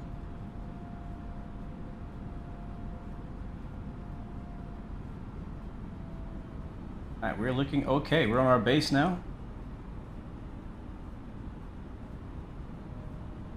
Switch you guys over to the joystick cam.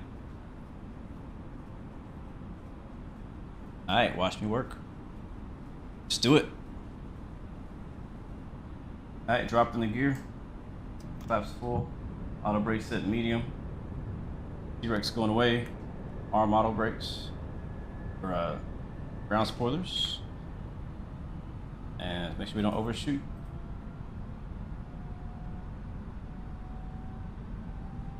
And auto throttle off.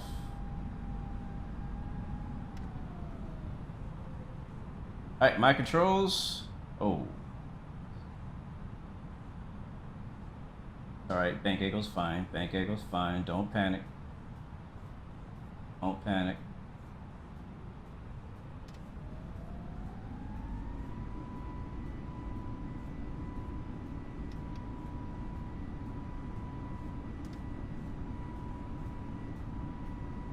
Alright, let's get the sound turned up.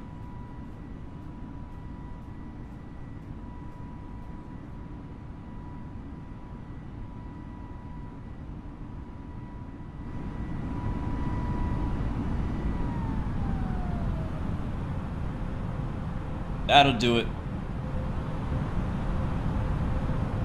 Alright, I'm focused now. Let's get it.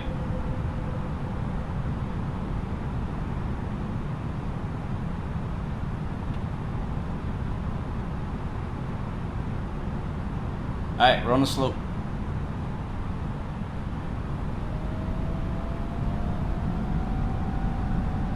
Remember, 6 knots, 15 knot gust.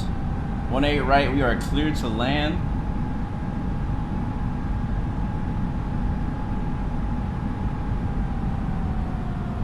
Tower, Aero 4131 Charlie is ready to taxi. If you look closely, you can actually Aero see the clouds moving. 4131 Charlie, runway 18 left, taxi via Lima Bravo.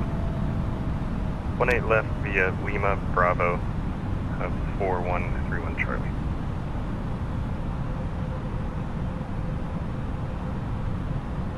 And Aero 4131 Charlie, verify squawking 4532.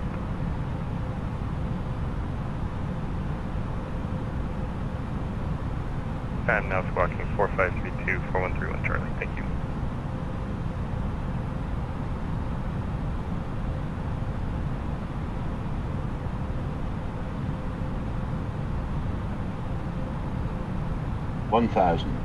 Alright, we're high.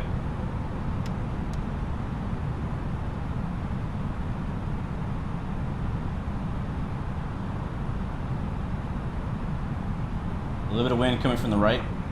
Austin Tower, Alaska 155 with Yankee, ready to copy IFR clearance to DFW.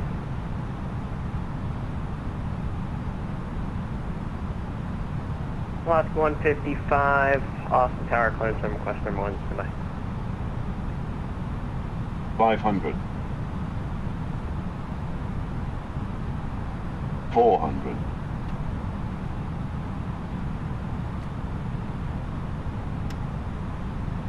300.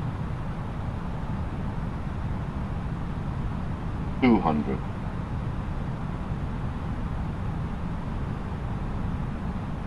Alaska 155, I have your clearance. Only 100. L55 array, copy.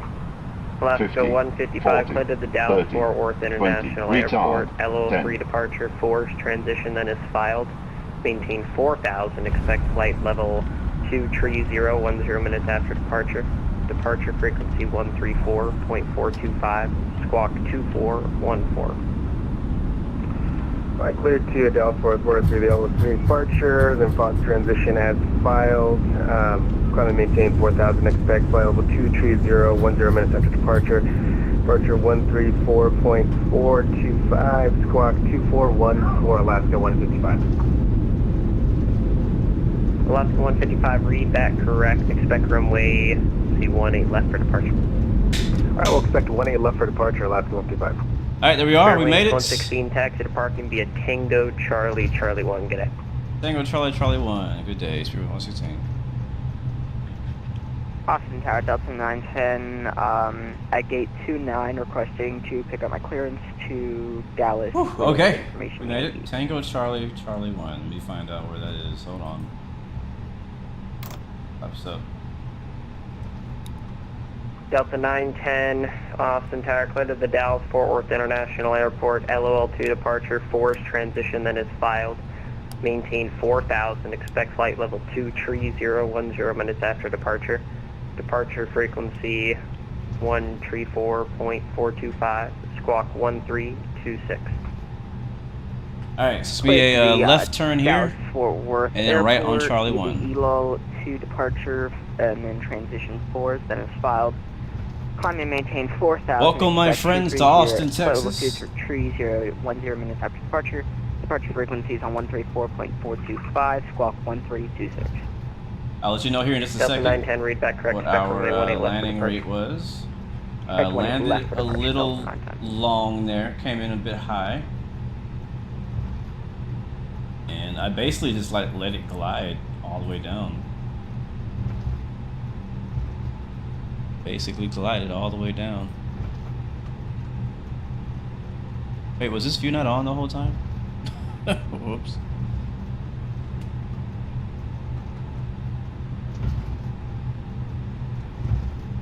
Alright, our landing rate was...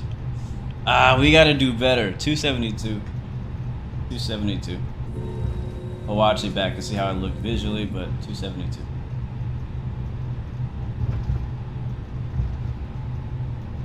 And now we gotta find a gate.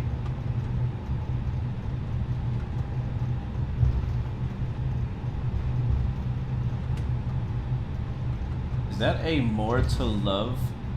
November 4131 West Charlie, runway 18 left. A320? Fly runway heading, cleared for takeoff. I am so confused right now. Runway left, runway 18 left, runway heading, clear for takeoff, horizon. Nope. Is Arrow, GSX Pro 4131 worth it? I think so, man. I truly believe it is. I actually do. Yeah, you guys see me working that joystick. It goes really windy. I have to try to keep it down. I don't know where Spirit parks in Austin, so sorry for all my Austin locals and ramp agents. I'm probably gonna pick one closer to the center. Or we'll take this one right here. What's that, 26? What does that say? You have two sceneries on top of each other?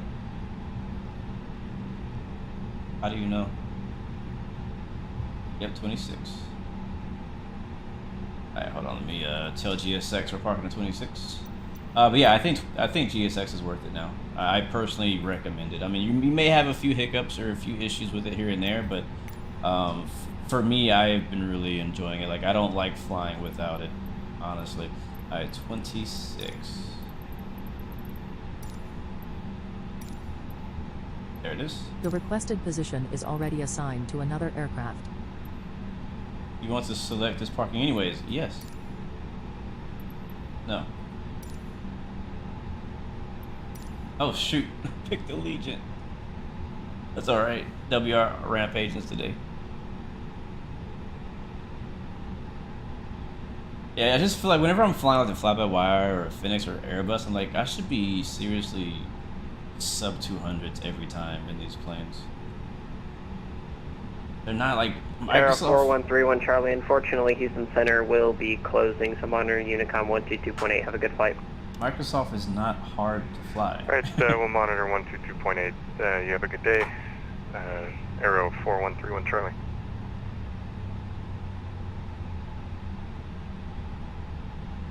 Oh, you know what we need to do, guys? We did last time. Hold on. This is what we need to do. This is what we need to do. Hold on. Yeah, if you were here last stream, you know what we're talking about.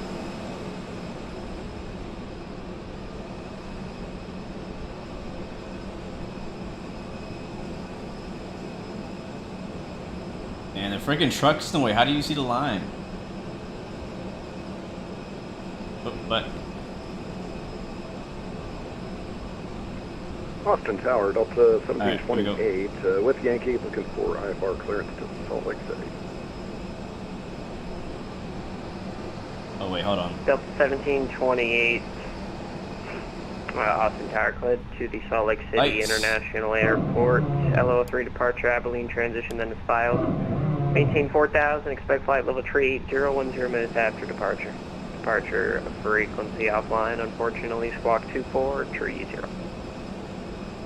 Cleared Salt Lake City via the ELO 3 departure, Abilene transition, then is filed. Climb maintain 4000. Oh, it sounds so good. 380, 10 minutes after departure. Going to be going to Unicom, and squawk is 2430. Delta 1728, read back correct. Expect runway 18 right for departure. Push and start is at your discretion. Advise ready to taxi. Alright, we'll expect 18 right, push and start my discretion, and we'll advise ready to taxi. Thank you, Delta 1720. There it is. Brake set. Alaska Cut it. 155, gate 23, ready to push and start. Alaska 155, push and start is at your own risk. Get advised ready to taxi. Yeah, push and start my discretion, advise ready to taxi, Alaska 155.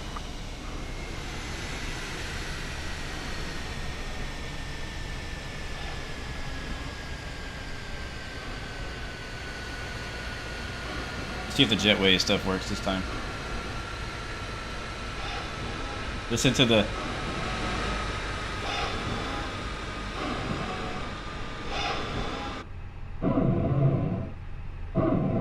Oh, the APU. I always forget the friggin' APU. Yeah, it's a more to love Southwest A320. A321. How do you get your drone camera active without going into showcase? Skyhawk 80991, radio check. Press C.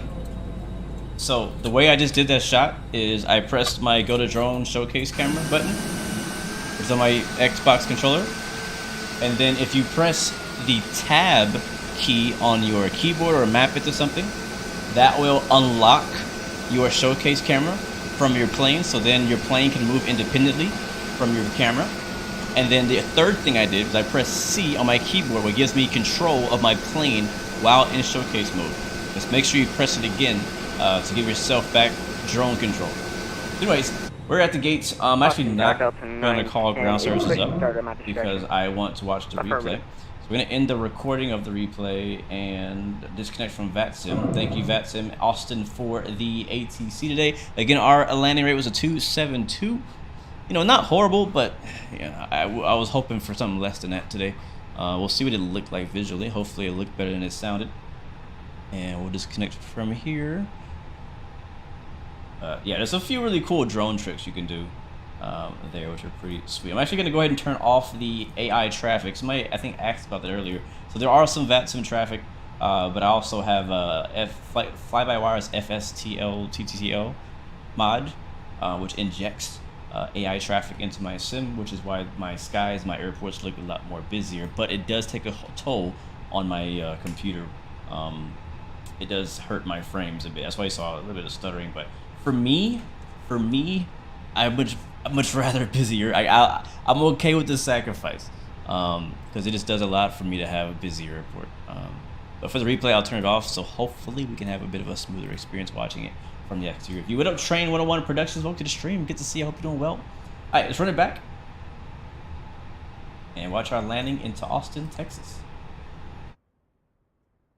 So we had to make a right 360 because we came in a little hot and a little high. Here we're going to fast forward to the landing, and here we go, right around here.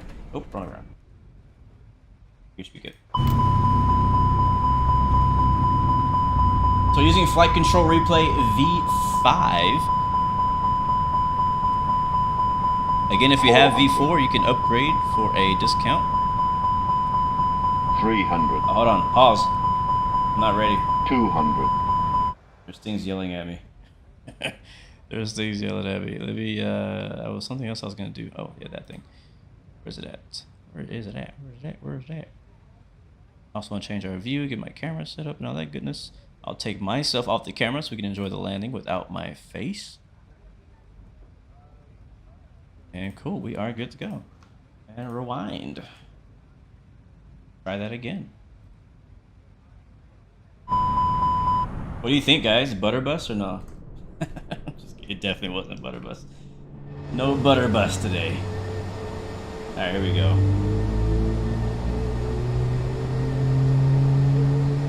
Yeah, I had to turn it down. It sounds like the engines keep starting up. I guess he hasn't fixed that yet. Let's turn the sounds down and listen to some music. Alright, here we go. Ooh, a little bit aggressive there on the pull up. Not bad. We landed in the touchdown zone. I thought we were gonna float much farther. I did. I thought we were gonna float a lot farther. Welcome back, Emily. We just landed. Watching the replay now.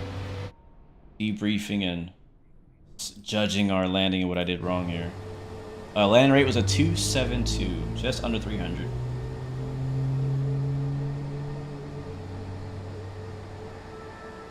Yeah, that noise is annoying. We're gonna turn the sound off. Let's see.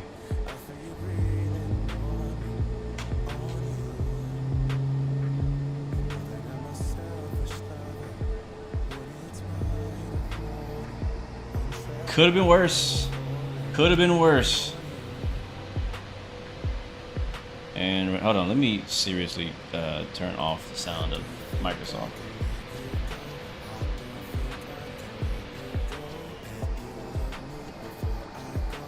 Yeah, not bad. Not bad, but you guys are just trying to make me feel better. That's all. Like for me, if I wasn't streaming, I would be like, eh. On to the next one. Let's forget about that one, you know? And I still feel that way. I do. I know I can do better. I know I can do better. Alright, wing view.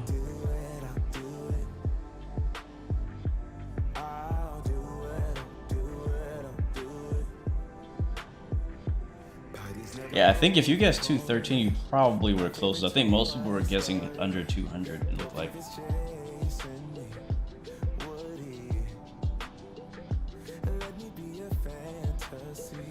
But yes, if you guys haven't heard, Austin now does have a haywire scenery, so if you want to check it out, I do recommend it. It's pretty good and it's not too bad on your frames.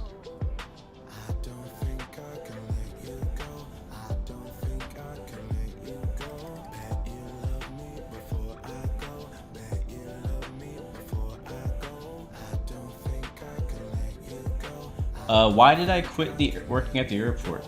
I quit because it was just time to move on to some other things, to focus on some other areas, man. Basically, when God tells you to move, you move.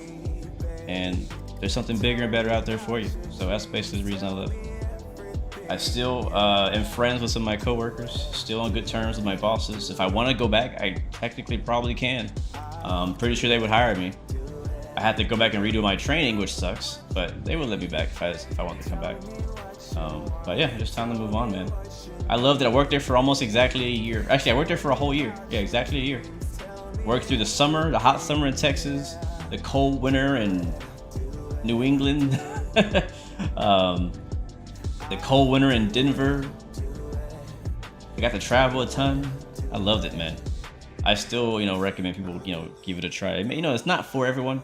You know, I've met a few people who have worked at the airport and they've worked there for a little while and maybe left. So there's definitely some quirks to it, and not everyone would like or enjoy. Like working in the environment, different weather, rain, snow. But I mean, that stuff, you know, sucked, but I didn't mind. I personally didn't mind. I actually love. One thing I love about working in the rain was getting to watch the planes land in the rain and seeing all the water they kicked up. Yeah, you're right. I do have double runways. I gotta check my Austin scenery. I think I have 2 sceneries on top of each other. Yeah, one of those moments when you gotta move on. You mostly play DCS and your landings are nothing close. Yeah, I mean, yeah. You can butter in DCS as well. Like in the F-16, landing the F-16 is actually really satisfying on DCS, bro. You gotta keep the nose up, and if you put it down just right, it's really nice. The F-18, you can put it down butter smooth too on a land runway, but I prefer to put it on the carrier. And on the carrier, you're just slamming it down. So I'm hoping to bring DCS back, guys. I really am. Hopefully, let's see. I might actually do some testing later today and see if my DCS is working better. I want to fly the Apache, the F-18, and the upcoming F-15 Strike Eagle. Looking forward to that.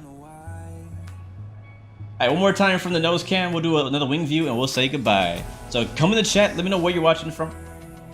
And we'll do some shout outs and then we'll head out, guys. Thank you so much for hanging out with us today and flying along. Thanks for enjoying the flight. If you were able to fly along with us, thank you so much. Thanks again to Austin and ATC for coming out as well. Watch from the right wing this time. You see Austin just a little bit in the background. There it is. There's Austin. Right there. Real fan Ben, what's up, my friend? How you doing? Thanks, man, for hanging out with us today. Yeah, I mean, you guys keep reminding me we need to do a train sim live stream. So I need to make that happen. Last time I did that, I had an issue as well. So just got to iron out some of these issues I've been having with streaming and recording, so that I can have a stable, enjoyable live stream for you guys to watch and take part in. So yeah, definitely want to do another train sim stream. We're gonna do that for sure.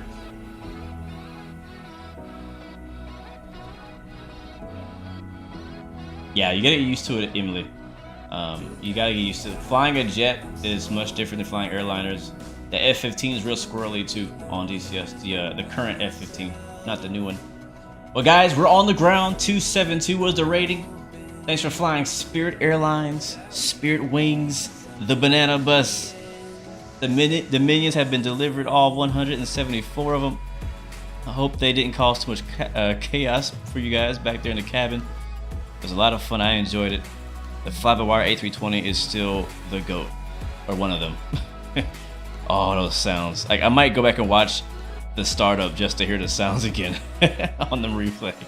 But guys, it's been fun. Thank you so much. I appreciate it, real fan Ben. I thank you guys so much for that. That means a lot. Until next time, remember you have 3 choices. Give up, give in, give it all you got. Peace, love, God bless you. Don't forget, SimRail is now out in early access. If you are interested in trains, it's now public. Anybody can go play it. It's a lot of fun. So check it out. I think it's on sale right now too as well. So anyways, that's the last plug. Oh yeah, a couple of things before we leave. Thursday, we are racing. As soon as the stream is over, I'm gonna post that stream schedule for Thursday. If you want to drive with us, come through. Hit me up on Discord, on my Discord and the racing channel. We can talk about it and get it planned so you can make sure you get the right server, get your practice in, whatnot. So again, it's on Assetto Corsa. We're using the RSS Hybrid F1 2022 car at Spa. Spa is a free track. I'm going to be streaming it Thursday night. XP72, Shadow, and Leo sticks for all of our perspectives. It's going to be fun. Don't want to miss this one. It might be packed, so again, show up early. Friday, we'll be live again doing something else. Next week or the week after, I'm going to be doing a collaboration with a bunch of different streamers on Microsoft Flight Sim. Don't want to miss that. I'll give you more details on exactly where to go to find that. Train Sim as well. Later this month, I'll be doing some collaborations with Dovetail Games. I'll look forward to that with some of the new DLCs coming out. Yeah. So anyways, that's all. Until next time, guys. If you want to see my setup or any questions that you want to ask me personally, you can hit me up. Discord is probably best, or Instagram DM. You can email me if you need to email me. I'm always willing to answer questions. Again, if you want to know any questions about any of the hardware I'm using in my setup with Thrustmaster, I have a link down in the description. You get 15% off this stuff right here. 15% off that if you're interested in getting some joysticks. So get a discount. Like I told you, don't pay full price. Don't pay full price. And also my new PCs I'm building. If you want to know more about that specific project, that link is in the description as well. You can see everything I'm working on. That's enough. That's it. All right, I'm out of here, guys. Thank you so much for hanging out. Till next time, 3 choices. Give up, give in, give it all you got. Peace, love, God bless you. I'll see you guys next time, next video. I am all the way out.